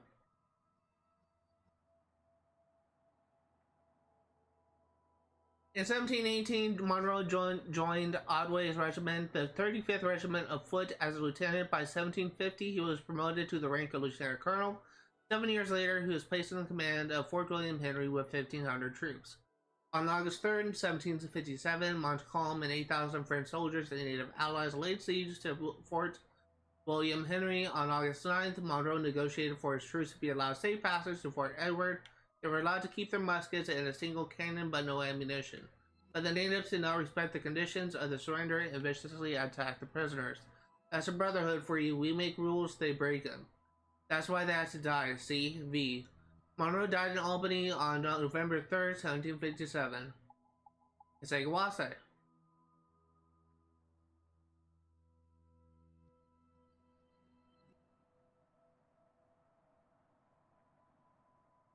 In 1757, Kasayawase led troops against the English at the siege of Fort William Henry. The English troops manning the fort had surrendered and negotiated terms that would allow them to retreat under the protection of a French escort. However, Kasayawase and his troops ignored the terms of surrender and attacked the English prisoners to ensure the British soldiers would die. The violence was tolerated by Liam, who believed it helped accomplish the assassin goals. Hey Melanie, this story will make an awesome movie. It's been done already. ML, what? When? 1912, 1920, 1932, 1936, 1947, 1963, and 1992. And we're about due for a remake, aren't we? Kasayawase was killed by Shay in Albany.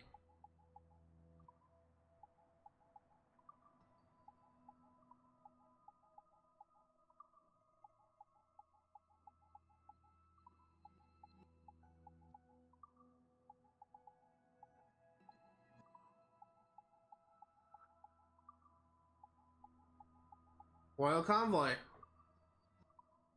So that does it for all the new entries. Thank you guys for watching, and if you thought wait, what are swans?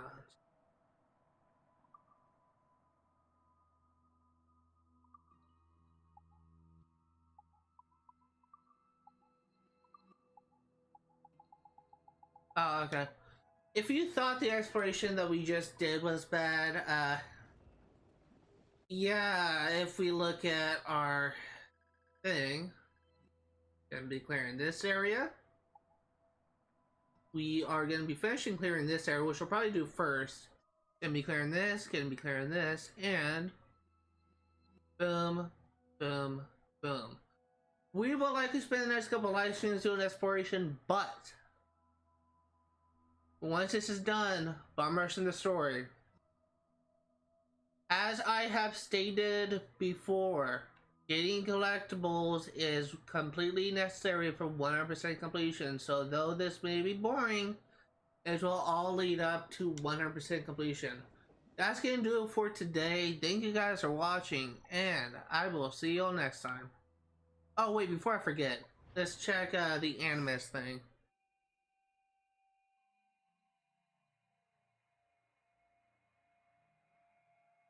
Because we may have some new messages.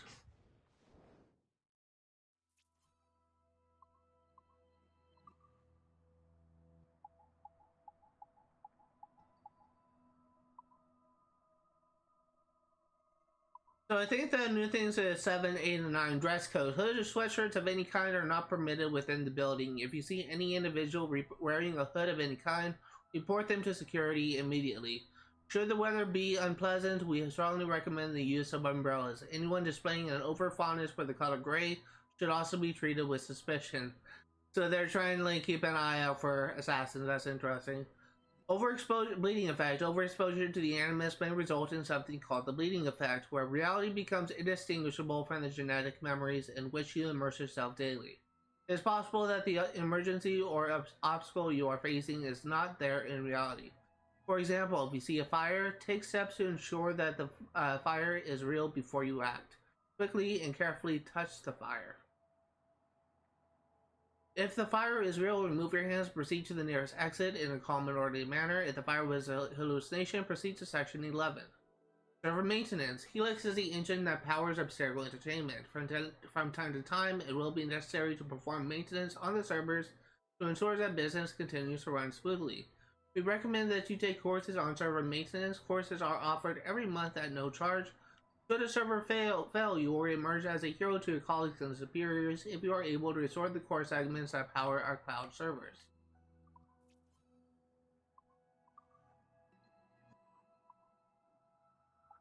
Day 3 repair, still no basement access, fix servers in CCO's office, had a chat with Miss LeMay.